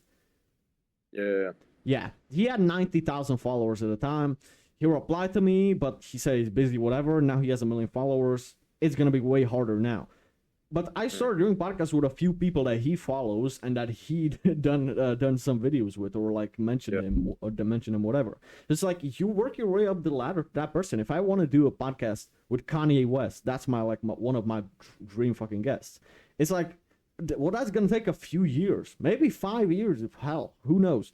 But it's worth it because I am enjoying the process. I'm enjoying Yeah. because every single person is so different, and every single person has such a different story and such a different, Yeah. completely mindset and everything. So it's like you have to find something that fulfills you and that you feel like you're Yeah. contributing to other people. There will be some guy who was closed-minded about entrepreneurship after watching this one, maybe from the UK, just like you, who now is going to enter your program and get a lot of progress. So it's like, Yeah. I wouldn't feel this way if I was, I'm trying to give an example, but it's like, I don't know, selling feet pics, like a lot of these girls, for example, for Yeah. like thousands of Yeah. dollars. It's like, it's more money, but it's like, of course, as a man, I can't really do that. It's like, no Yeah, customers of will come, course. right? Of But it's like, if I was the girl, right, that did that, it's like, how proud can you really feel of yourself for that, Completely. And I completely agree with that. One of the business models I've tried in the past, I actually did OFM for a little bit. Mhm. For a short while, I did OFM because it's so incredibly lucrative. Right, there's so much money in OFM and in that industry. However, I had this internal conflict the whole time of, I'm not bringing Mm. value to the world. I'm not helping people. I don't give a Mm. fuck about it. I'm just doing it for the money. And I now have the realization of I'd much rather earn £500 a month and do what I do now than £100,000 a month doing OFM.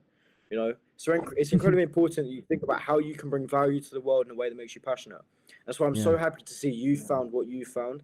I'm so happy to have found what I've found, because I think it's one of the best feelings you can ever feel in this world. Yeah. Complete alignment with value you bring others and how you change other people's lives, but ultimately also how you understand yourselves and how you do work that fulfills you. Mm. Finding the middle ground between these two things, it is the best feeling. I can't describe it to anyone. Yeah. Bro, whenever I get like a DM from a client that says, yo, bro, the last video did fire, and I'm looking at the views and it's like 4 times the views of the last video, I'm like, I'm so happy. For some reason, even if it's not my video, I'm just happy for him, to be honest. Yeah, like these wins that you provide for other people for some reason makes you happy. Even when you like give like $10 to a homeless guy and you see him like, buy something in the store to eat, and it's like, holy shit, maybe that's his first meal of the day. And it's like, or he buys a kebab or something, and it's like, you're happy for him, even if it's not your win. It's like, it makes you feel good, and so I feel like it's about helping others feel seen and understood through your own actions. It's yeah. like what you're saying with the homeless analogy, like here in Vietnam, for example, I tip a lot of the people here. Obviously, money here, UK money, whatever else, it goes along with it. There's this one kid called B, right? Mm-hmm. And I go to this pool hall quite regularly, right? To play snooker, pool, billiards, whatever it's called, right? And it's one kid, and he's 18 years old. Obviously, I say kid, he's only a little bit younger than me, but he looks very young. They look about 12 years old here in Vietnam, right? But the way that he works, he's constantly on point. He works from 5 p.m. till 4 a.m. 7 days a week, every single week, right? And he's constantly running around, resetting the pool tables, picking up balls that fall, bringing people drinks. He speaks hardly any English, but he's always got a massive smile on his face, and he's just got this energy, this way about him. And I found out that he earns, I think it was like £1 an hour, something like that, right? £1 so I an tipped him. hour? What the fuck? Yeah, it's crazy. So I tipped him like 8 hours worth of money, just the first time I met him, right? The way that he lit up, the way that he seemed to feel about himself, it wasn't even just about giving him money. It's not about the monetary value. It's about making him feel seen. Because I know how it feels to not feel seen. I know how it feels to feel like you're not being acknowledged. And that's exactly like, it ties into my work. My work isn't just about helping people be better. It's about helping them see themselves and helping them see that I see them for who they are. That's exactly what happened there, because I saw he was hardworking. I saw that, he shows up all the time. He works crazy hours for little money. I saw that he's just like me. He's just like me. And I helped him feel seen, and the way that he lit up is something that is way more fulfilling than anything else. I felt better giving him that money than I would have felt if I'd have received £10,000 wired straight to my account at the same moment in time. It's unparalleled. They are two completely different feelings, and I think this is what it's all about. Helping bring value to the world and other people, helping them to see themselves, helping them to feel better about themselves, but also feeling passionate in what you do and feeling like it fulfills you. This is so incredibly important. Yeah, that makes sense. Holy shit. Why did you choose Vietnam out of all places? So before I started doing what I'm doing now, whatever else, the first offer I was ever on, there were these two mentors and they trained me quite a lot. They put quite a lot of hours into me. I ended up parting ways with them before I left. However, they lived here in Vietnam. They lived here in the city of Da Nang, which is where I am, right?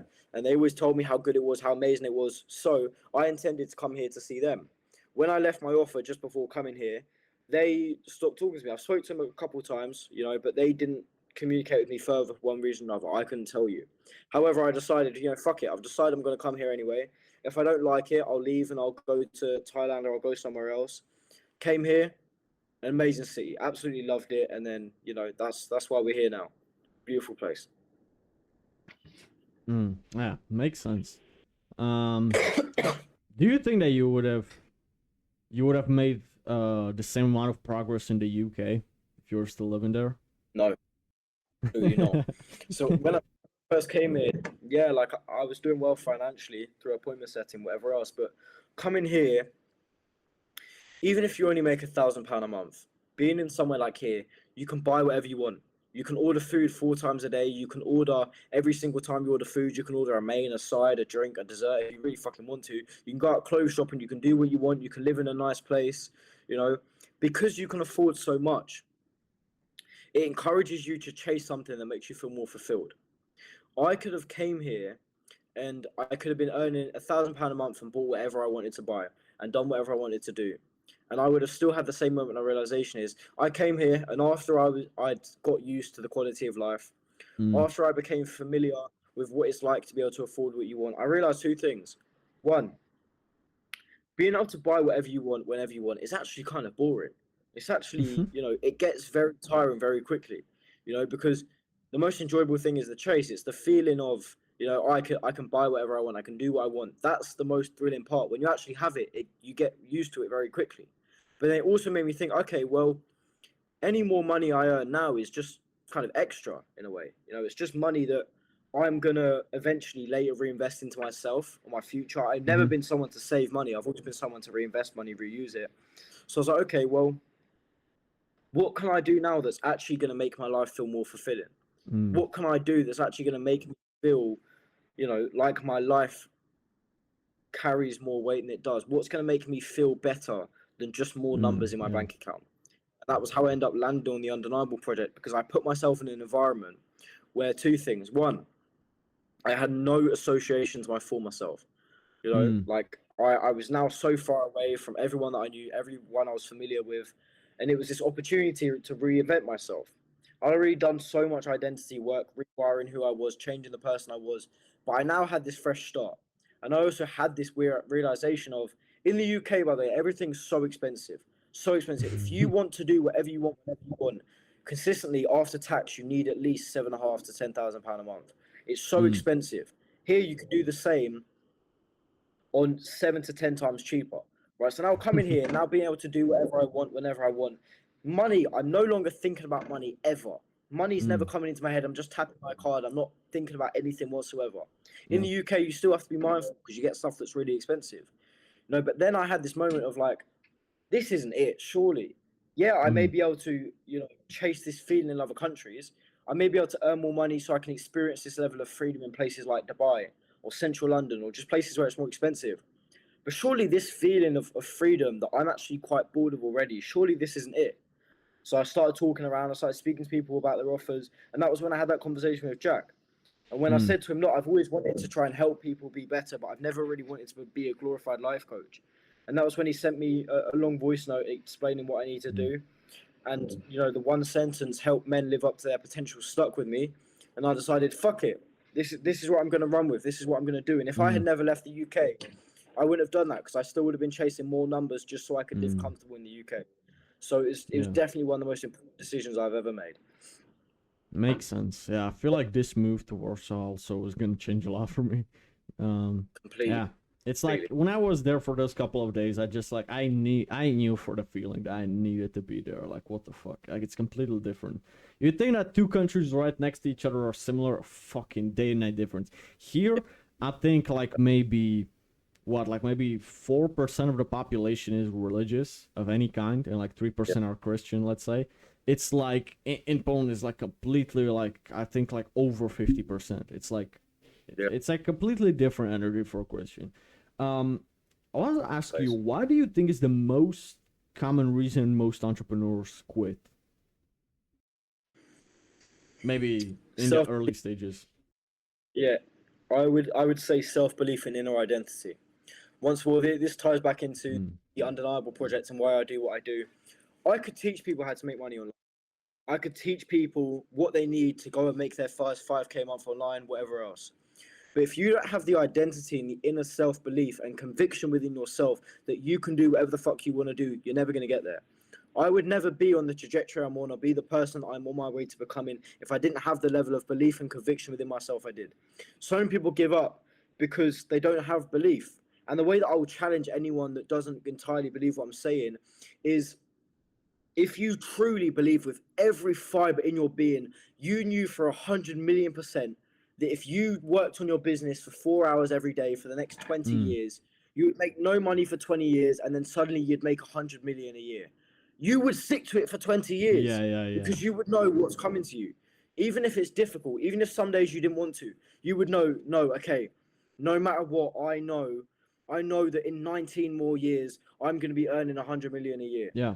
And this belief would carry you through your darkest of moments. But if you don't have this belief, your darkest moments will overrun you.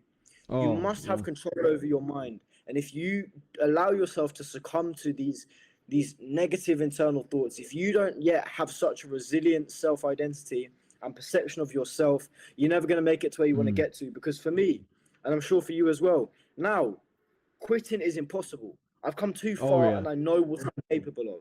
I couldn't quit no matter what because I know what I'm capable of. I know what's coming to me. I know what I'm destined for because I've got this level of self belief. I have this identity within myself. I have this conviction, this belief, which is Mm. why I do what I do, because it's so important that as a man you develop this. Because look, say you and I in our own individual lives, say we fell off for a month, and for Mm-hmm. this month we stayed in bed all day every day. We did no work. Our businesses went to Yeah. shit. We did hard drugs all day. We masturbated 4 times a day. We just did fuck all with our lives for a month. If after that month we had a reflection, we would still know, okay, before this month happened, before this absolute shit show of a month, Mm-hmm. I know what that felt like. I know that I knew who I was. So I know that if I've done it once before, I can do it again, which is what the Undeniable Project is. It's not we're going to change your life. It's not we're going to fix your life for Mm. you. We're going to show you that you can fix your own life. We're going to give you the tools, assets, resources you need to actually do that, whatever training, support, whatever you need. However, the whole premise isn't your life's going to be changed because we're going to go hands on and do it for you and make you loads of money online. So we're going to show you what you're capable of so that through no matter Mm. where you are in your life, no matter how many years it's been since you've been through the Undeniable Project, you're always going to have this reference point to go back to of, okay, I've done this before, I can do it again. Because if you Yeah. lack self-belief, that is why people quit. That is why people give up. Yeah. And failure is to quit. Failure is nothing but quitting. You cannot fail Mm. unless you quit. If you're Mm. experiencing, if your goal in life is experience, you are never going to be failing. You're never going to be losing. You only fail when you Mm. quit. You only quit if you don't believe in yourself. That is why what I do is so Mm. important. That is why self-belief and inner identity is the most important thing in the online business space. Yeah, and when you gave the example with the 1 month, I feel like it's even 1 weekend, because I have this one story exactly when I even made a video about it a few days back on my second channel, but I'm just gonna briefly say it here. Usually my girlfriend comes around like once every 2 weeks. Like I see her like a few times a month, but it's like 1 week, and I just decided, what if I just acted like my old self again? You know, it's like the bad habits and all of that, like completely like waste time, just completely neglect work, right? Because usually, like, I don't know, she's a painter, right? She painted that painting on my wall there, for example. And usually we go to a cafe, she's painting on her iPad, like she's doing her own projects that she's selling, and I'm doing my own. But you this time, nah. We ordered pizza, we watched movies all day, like a Netflix series, Mindhunter, and it was completely an unproductive 3 days from Friday till Sunday. And as soon as she left, that like wake up completely like hit me like, what the fuck. Yep. I looked at my Instagram and my graphics Instagram, like the second account, and I see so many fucking messages from clients that I've missed, and seeing like, holy shit, like so much work Yep. that I have to do that I just completely like didn't even think about, because I was too indulged in the pleasure in the fuck. I was eating junk food Yep. and watching movies all day. That's really what we were doing. And it's like, I'm like, it was nice until it happened, but until it ended, and then I just completely woke up, and I'm like, I'm not a boy anymore. Like I have responsibilities, you know. It's like, Yep. holy shit. The second day again, 4 a.m. wake up, back to my routine, and I got the long ass day of work that I could have just like, I could have been more responsible, but I wasn't. However, yeah, man, ever since then, I just realized that this doesn't fulfill me. Like, bro, eating pizza and watching movies is not fucking it's Yeah. only fun in the moment. And it's like, I'm never like going back to that, because I remember how shit I felt the Monday after that weekend. So I Yeah. feel like once that's in your identity, that you're not the type of person who just wastes time, you'll feel shit if you just do it once. You'll feel like shit, Yeah. and you'll just never want to do it again. Completely. I agree with you. It's one of the things where you could get back to it because you had a reference point. You know who the fuck you are. You know what you're capable of. Oh, yeah. You know the path you're.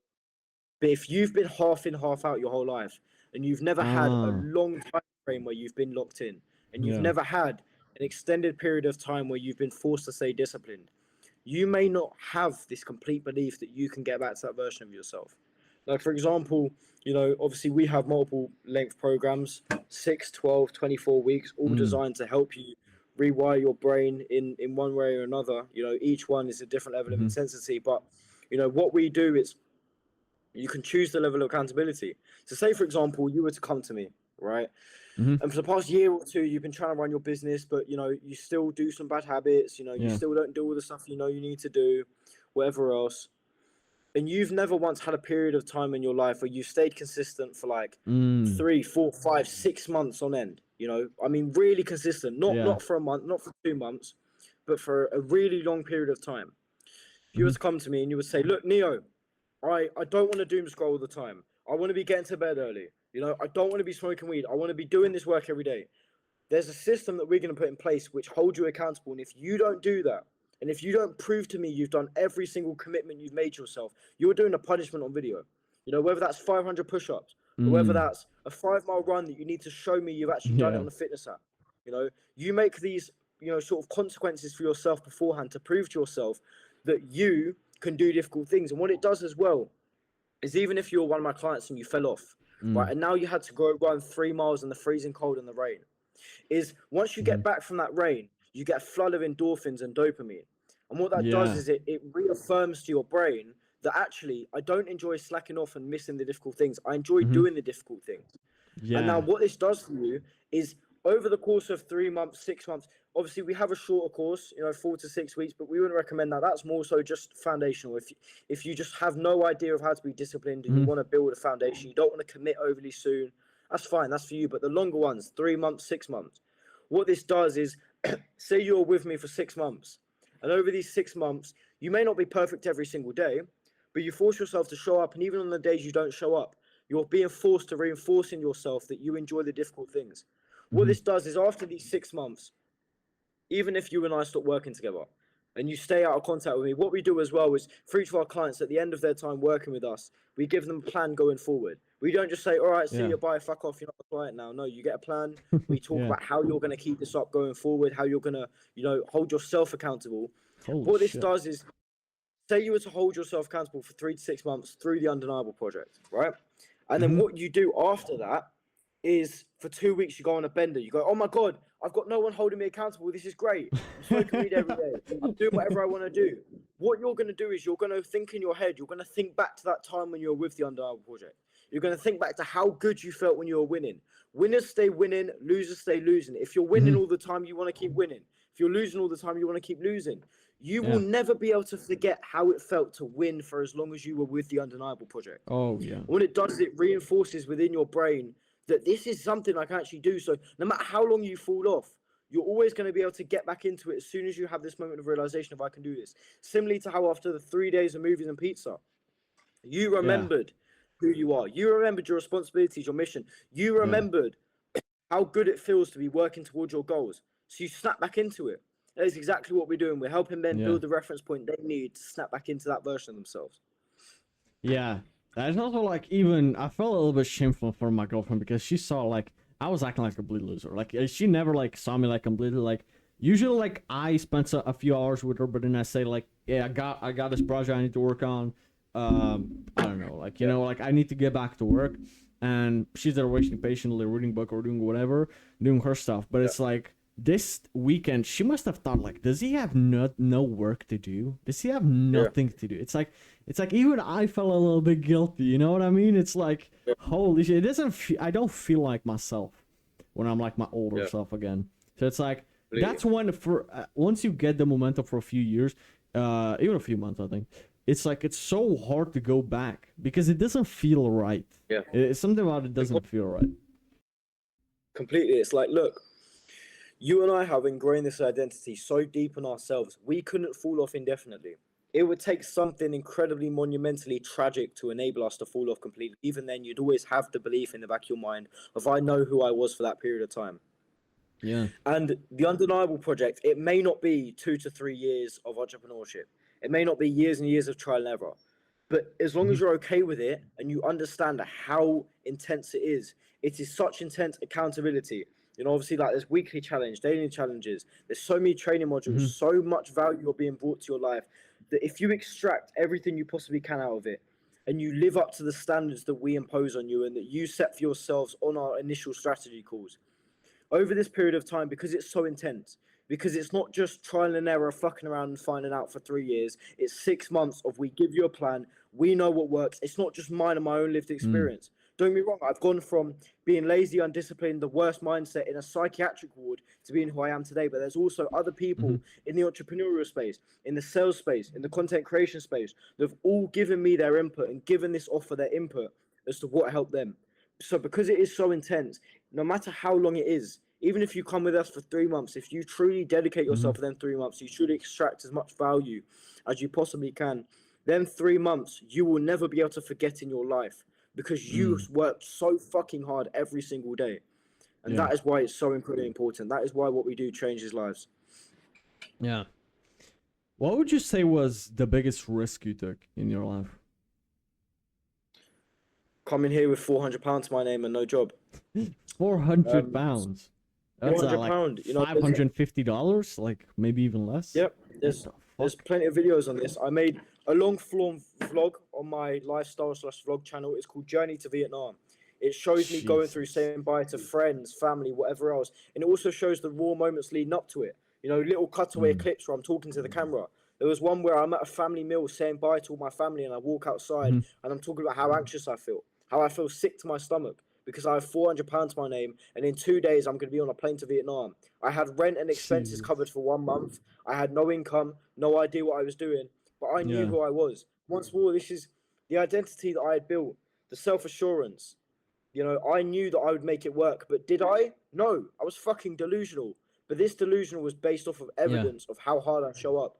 But this was my biggest risk, because this was truly, Neo, bear in mind, I wasn't living at my parents' house, right? I was living in my own apartment in a youth hostel. It was like nearly £1,000 a month. I'd been living there for nearly a year. I had a routine. I was leaving my comfy apartment behind, which meant if I were to have come here and gone broke, I would have had to go back to living in the storage room of my mum's house on an air mattress, right? I would have had nowhere to stay. I would have come back, had no job, no income. I would have felt ashamed because I was posting it publicly online. No, I'd moved so far away from my friends and family, but I came here and I made it work. Yeah. So that was my biggest risk. I've took many risks in my time. I've constantly never been afraid to invest in myself because I knew the potential return it could have. But that was genuinely one of my pivotal moments, because this was based off pure fucking delusion and insanity and whatever else. But it worked. It worked, and I couldn't be more grateful that I did what I did, because I wouldn't be the person I am today if I hadn't have made that leap. Yeah. Holy shit, bro. What do you think is like the key to maintaining the momentum, keeping the maybe long-term success, but like not losing the momentum once you got it? So it's 3 things. The first one is how fast you pick yourself up. I fall off sometimes, even though this is my whole thing. I'm human. Everyone does it, but I pick myself up so fast. So closing that gap between when you fall off and when you get back on it. Once more, that's what we do in the Undeniable Project. We help you close Mm. that gap. But secondly, I would also say the way you talk to yourself. When you fall off, do you speak negatively to yourself? Do you resent yourself for it? Or do you say it's okay?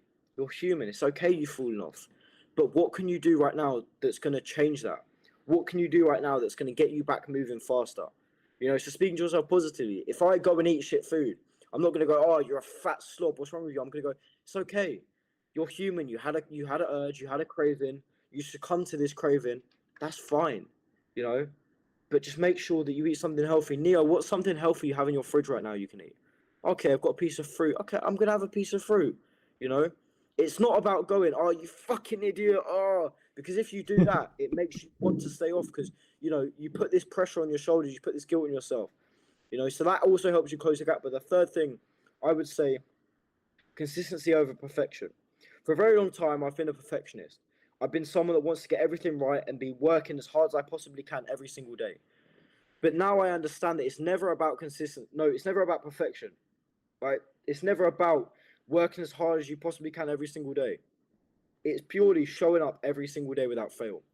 So now, if I do Mm. fall off, or if I am having a low input day, or my brain's not working the way I want it to, I think, okay, right, Neo, what are the very few things I can do today that are the highest ROI? Not do this, and fucking this. No, okay. What are 2 to 3 things I can do today that won't take me long, that are still going to move the needle a little bit? Because you do them things, and what happens is one of two things. You either feel like, okay, I want to do more stuff now because I've already won today, or you feel like, you know what, I still feel shit. I feel lazy because everyone has these days. I'm going to take the rest of this evening off, and I know that tomorrow I'm going to come back harder, and at least I didn't waste today. So, consistency over perfection, talking to yourself in a positive manner, and also closing the gap between when you Mm. fall off and when you actually get back on the wagon. They're the three most important things to longevity and actually building something substantial for yourself. Mm. Yeah, that makes sense. When you said that you build identity and you build experience that you can never forget and you can never go back to, it's even like it reminded me of the time because my current like biggest goal right now is like it's a Dodge Challenger Hellcat. It's like the Hellcat has always been my dream car since I was like fucking 15. Now I'm working towards that, but one day earlier this year, this summer, I don't have a driving license yet. I'm gonna have it in the next 20 days, but I rented like a ride in a Hellcat. It was like a track day where it cost me like $125 for like I think an hour, right? And it was, bro, it was exactly like the perfect spec, the Hellcat wide body. It was so. Yeah. It was a day that 1 hour that I will never forget. And I was just a passenger, and I just thought to myself, I need this car. Like, holy shit. Yep. I can never quit just because I know that someone has this Hellcat and it doesn't mean anything to them. And to me, it's something that I've always wanted. I experienced it now, what it's like, just as a passenger. And it's like, holy shit, now I know I will never forget what it feels like. Yep. I actually have it here, bro. I put it right here on my fucking wall. This Hellcat white body. So yeah, it just reminds me every day of one of the things that I'm working towards. So I feel like having anchors, like all these like anchors, like something that whenever you feel like giving up, it's just like forget you will never have this experience, whatever it may be. Maybe it's like a house, like you rented a villa for a weekend for a few $1,000s, and you will never forget what it's like, and you'll realize that there are people who live in houses that big and they own them, and you will never get that experience again if you don't make it work, right? Or it's whatever it may be. I feel like these anchors are the things that motivates and keeps a lot of entrepreneurs going. Do you have anything like that? I wouldn't say I inherently do now, but I have done, and I'll tell you a little bit about what they are. My current anchor, if anything, is my little brother. My little brother's a lot younger than me. He's 9 years old. He's this little ginger autistic kid, and I know I'm on the spectrum as well, but I mean he's really autistic. But I love him so much. He is my pride and joy, and I know that I had such a hard time growing up. Everyone gave me shit. No one treated me with respect, whatever else. Kai, my little brother, is 9, right? I'm going to do everything in my power to build such an amazing life, Oh not yeah. just for my own sake, but for him. So he doesn't have to experience the life I experienced. So he never goes down the wrong path. So that he has someone to look up Mm. to, and he knows what is possible for him because his brother did it. That's an anchor. On my worst days, when I don't feel like doing anything, when I feel like slacking off or smoking a joint or doing whatever else, I think, what would Kai think if he saw me right now? You know, if Kai was in the same position, what would I want him to do? There's so many ways that I anchor this back to Kai, but Mm. in the past, I did many things to similarly to what you did. That's almost manifesting in a way because you're showing yourself it's Yeah. possible. You know what I would do? I would, I'd put on my smartest outfit. I'd put on a fake Rolex. I'd put on a really nice attire, right? And I would go from my Yeah. hometown to London. And what I would do in London is I'd go to central London. I'd go to Knightsbridge. Mm. Knightsbridge is where all the rich people go. People from Dubai, people from Mm-hmm. countries with money. They all go to Knightsbridge because that's where you have Harrods. That's where you have all these fancy designer stores. You Mm-hmm. walk around Knightsbridge, it's like Dubai. There's nice cars everywhere. There's Rolls Royces, chauffeurs, Lamborghinis, Yeah. whatever else. I go through there and I go to Harrods. Harrods in Knightsbridge is one of the most premium, department stores ever. It's six Mm. stories. There's hundreds of designer stores in there. So many rich people. You walk around, it's crazy. I remember going one time and I saw this family of like 5 Americans, right? Mm-hmm. And it was these wife, husband, 3 kids, right? They each picked up a Versace bathrobe that was £2,000 each. The kids said, "Mom, Dad, can I have these?" And then the parents were like, "Yeah." And they picked up 5 of these Versace bathrobes for these 3 fuckers and Jesus. themselves that are £2,000 each. And I was there in shock. I was like, "This is someone's reality. They don't care." And this is crazy to me because this was when I was Yeah. 17. I just started my marketing agency. I had no, Mm. experience actually generating much money online. And I remember I'd go into these places and I'd just try and act like I fit in. And I would just try and act like I was meant to be there. I'd walk through the department stores. I'd act like a pretentious stuck-up knob. I'd put my nose up. I'd glance at stuff like I didn't really care, But the whole time I had this feeling inside me of like, holy shit, like this. One day I'm going to be going through here, and I'm going to be able to buy this stuff. One day I'm going through here, and this is going to be my reality. I'm going to be able to shop in here. And this was kind of reinforcing to me of this is possible because someone's done it.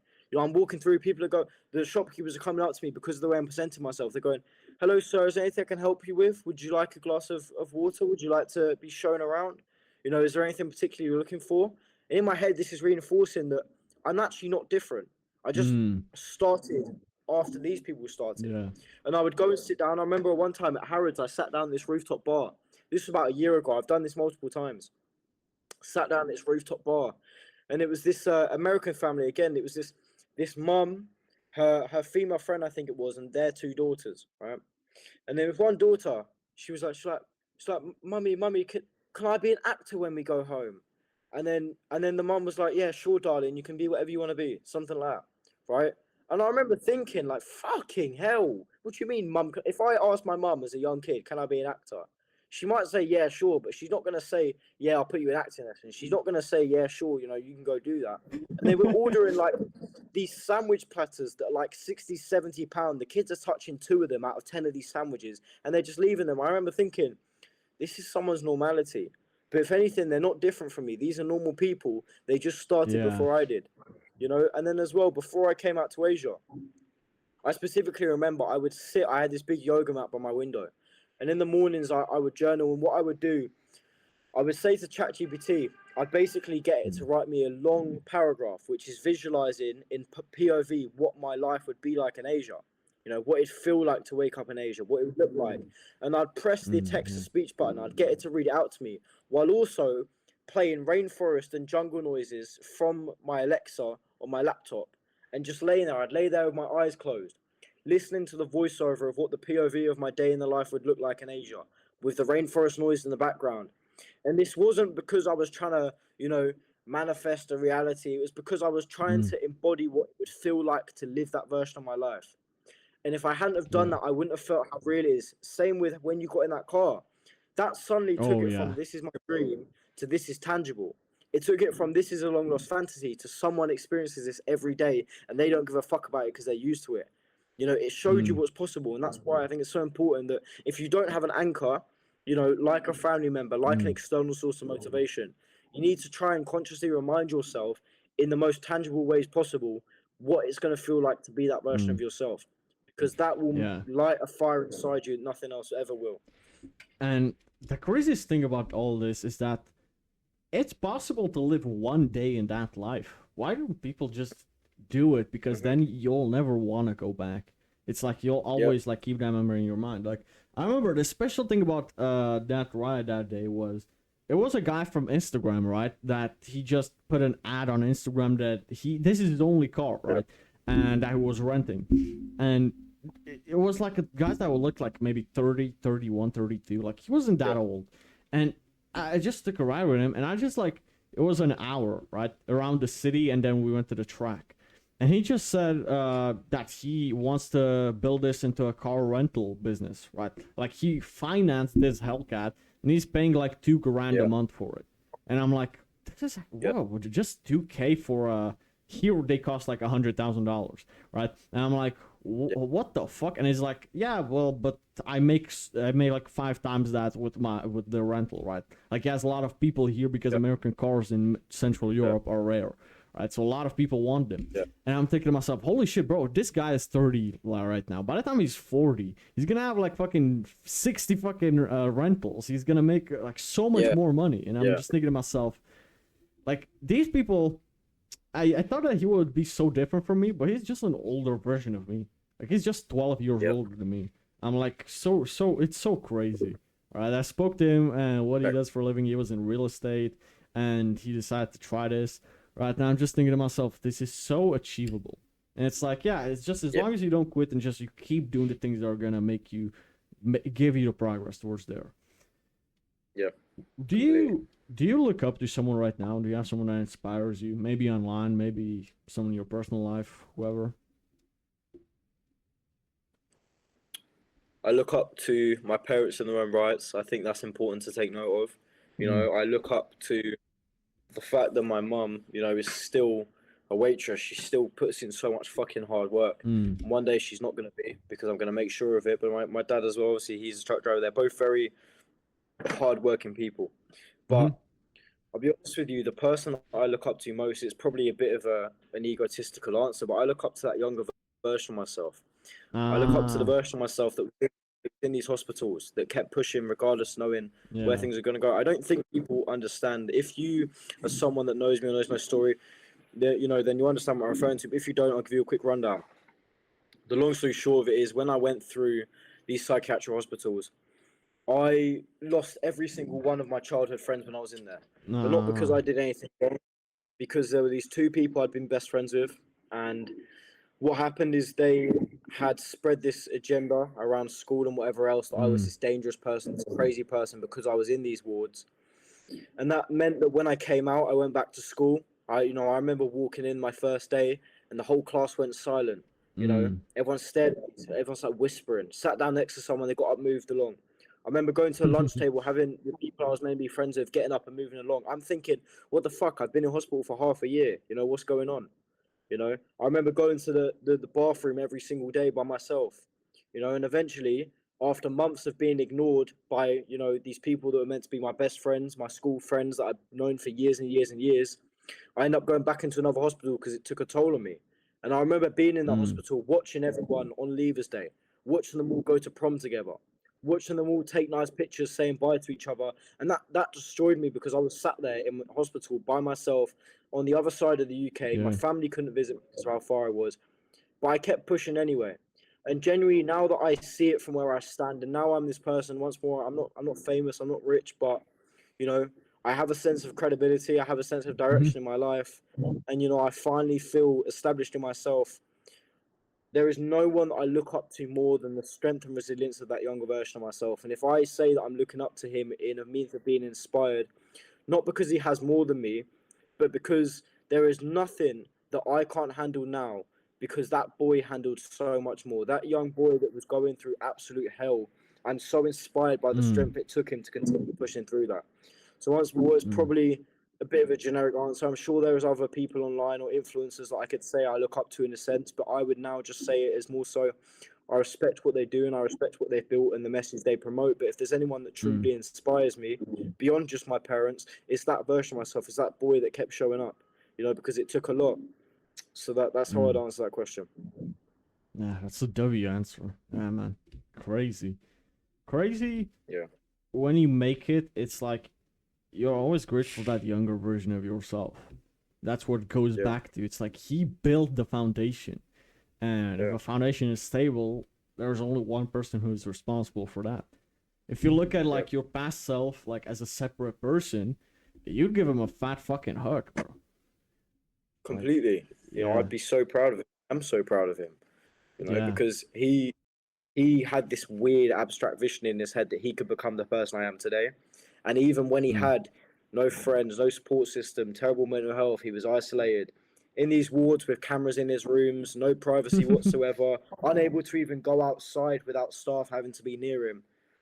He kept pushing anyway. He had this weird vision for himself and he made it happen. And I can't thank him enough. And I can't praise him enough for his strength because I'm so proud of the strength it took. And henceforth now, how could I ever look at any of these problems I have in my life now and think they're a problem? Because he had way bigger problems. He genuinely got ostracized in a way that is almost traumatic for even a grown adult, let alone a 15-year-old that's going through a mental health crisis.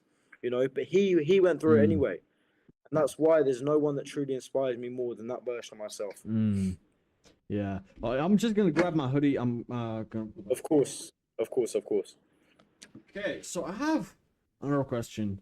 This is the last one of these long questions, and I just want to go to rapid fire questions, like 5 minutes. That's it. Of course. What's your long-term vision for now? What do you want to do in the next few years? The Undeniable Project is going to be something that I grow into more than just a mentor and a mental boot camp. It's going to be a community. It's going to be a movement. It's going to genuinely be one of the most impactful communities or sense of brotherhoods you can have online.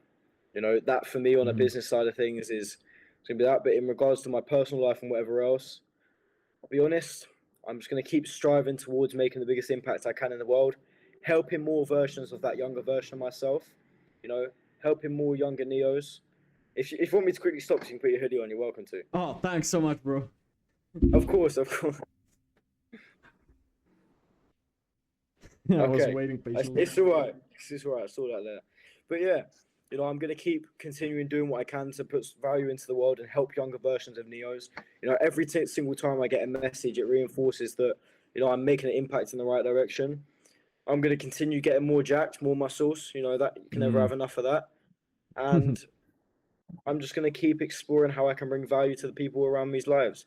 Once more, you know, I don't do everything that I do because I want loads of nice cars and I want designer and nice watches. Don't be wrong, I do. I'm not sitting here saying I do absolutely everything just for the passion. I'm so passionate about my work. I love getting results, you know, but money's obviously a part of it. But, you know, my mum and dad, they still work so very hard.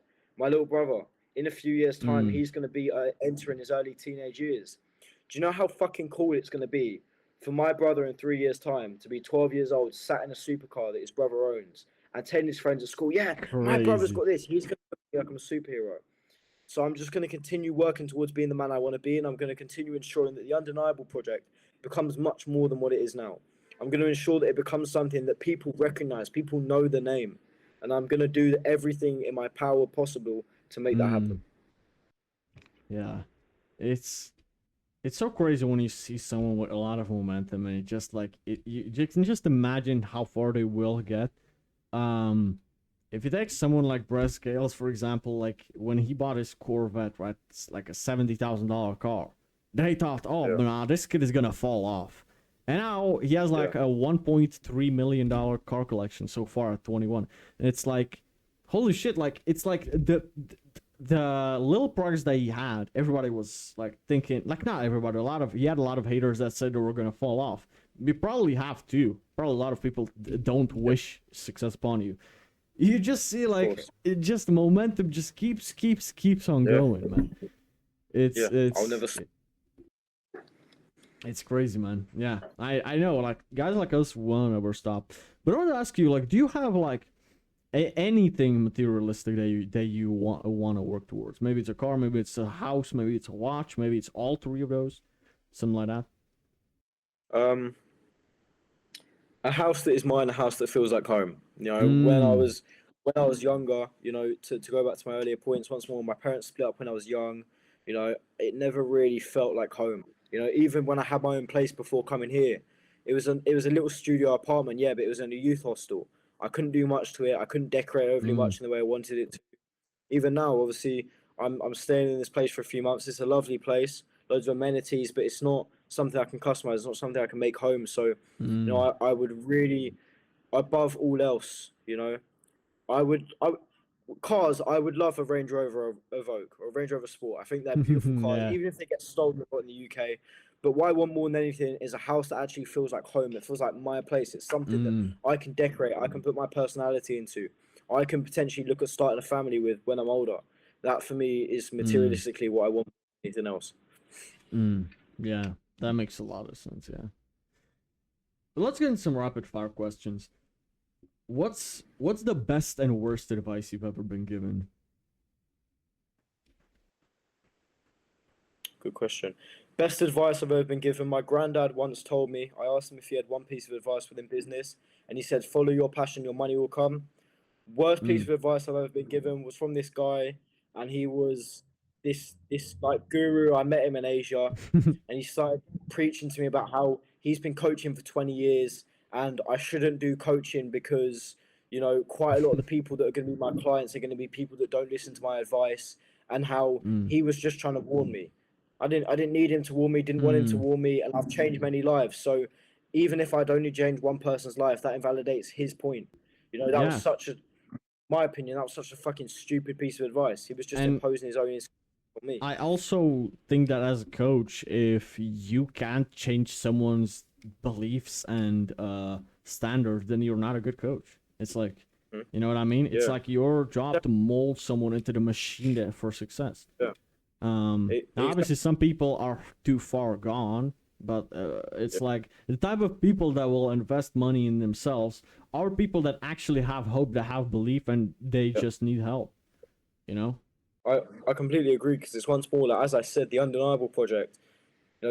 We will not just take on anyone, and that's not me just saying that to build sales Mm, urgency. That's genuinely the actual truth of it. So yeah. it's like for him to give me that advice, it was just so stupid. It was such a stupid piece of advice. It was just like when someone tells you something, you're like, yeah, get that thought out of my head, fuck off. Yeah. That's what it was. It was like, yeah, Uh, you're talking. it's like someone, but what if you fail? You need a Yes. degree to get a job. Shut up. Shut up. Yeah. Yeah. Yeah, these they're funny as well. Do you have a favorite quote? You have to go too far to know how far you can go. Or, Nah. or what will be will be. That's one of the tattoos I have here, right? Mm, Every single thing that happens in your life will happen no matter what. Everything that mm, happens for a reason. What is going to happen in your life is going to happen. Just have patience, chill the fuck out, mm. and everything that you ever want in life will come to you. What's the proudest moment in your life? Really good question. Um,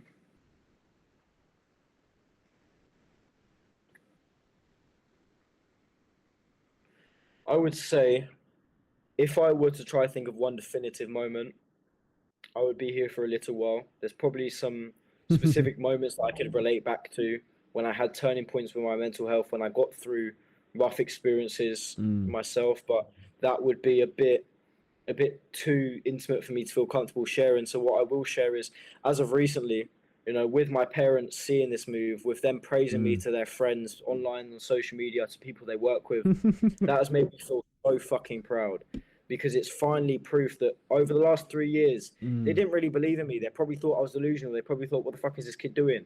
But now it's proof that they're seeing me, the external world's catching up.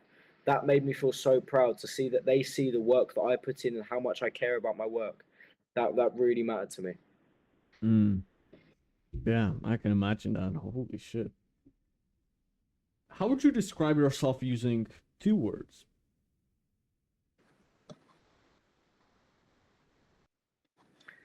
Intense and compassionate. I say intense Hmm. because I'm a very decisive person, right? I'm not someone that's very like on the fence with anything. I'm either one extreme or I'm another. Some people love that. Some people talk to me and they fucking love me. because they love, you know, the type of energy I bring, the personality. Some people don't like that. Some people are repulsed by me, right? Mm. And but I'll explain both of these in a second. But compassion, I also, because I've been through so much, and Mm. because, you know, I've experienced what it feels like to feel, you know, awful about yourself in many different ways. I've been through so much hardship. I can relate to people a lot easier than most people. But both of these things, because I have ADHD and autism, what this means is the wiring within my brain, I can innately relate to people more. I am innately more intense, you know. So these two things, it's not even just personality traits, it's how I'm wired. So these are so important because it's important for people to understand that if you're around me, I'm not this really like complacent person that's really like on the fence. I don't know, maybe, you know, I kind of like this. No, I'm very intense, this or this. And when I talk about stuff I'm passionate about, I go on and on. And some people take it as lecturing. Some people respect me because they respect my intenseness. They lean Mm. into my intenseness. They like it. Compassion side of things. Once more, because of autism, I have a naturally empathetic brain. My brain naturally understands people's emotions, and it pinpoints exact moments when I felt the exact same feeling they feel. Mm. So these two things, I would say, sums me up in the best of ways. Mm. That's an amazing answer, bro. What's next for you, bro? What are you doing? Well, I don't want to say the rest of this year, but that's like just a month and something. What are you doing within the next like year or so?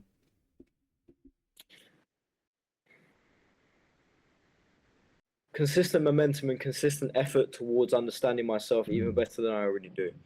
So right Mm. now, you know, the past like week or so, I've been putting an intense amount of effort into actually building up the front end of my business. We've been taking some Mm. clients on the back end for a little while now, but I just thought, fuck it, I might as well leverage my social media in any way I can. So in the past week, Mm. you know, actually, I think like past 5 days, I've probably done like 10 YouTube videos.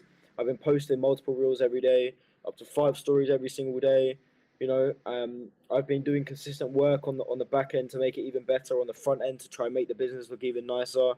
You know, I've been putting as much effort as I possibly can into scaling the Undeniable project, and to also getting my message out there and getting as much free value as I possibly can out there. So I'm just going to keep that up.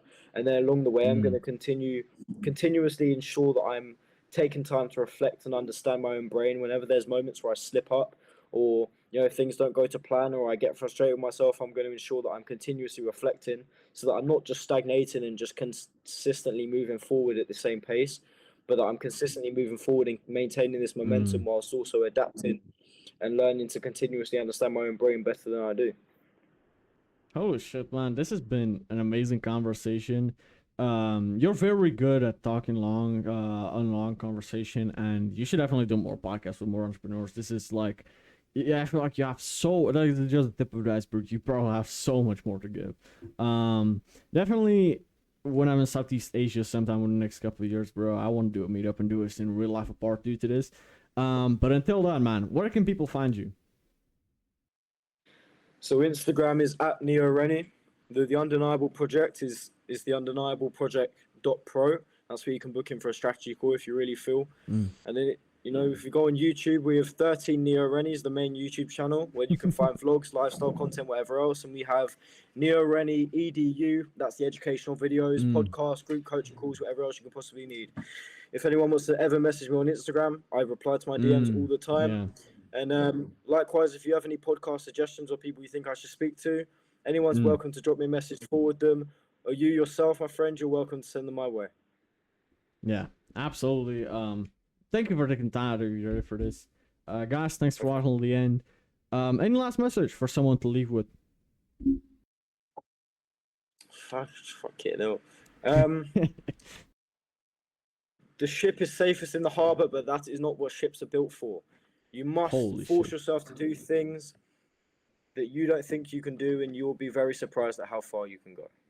So surprised you said that quote.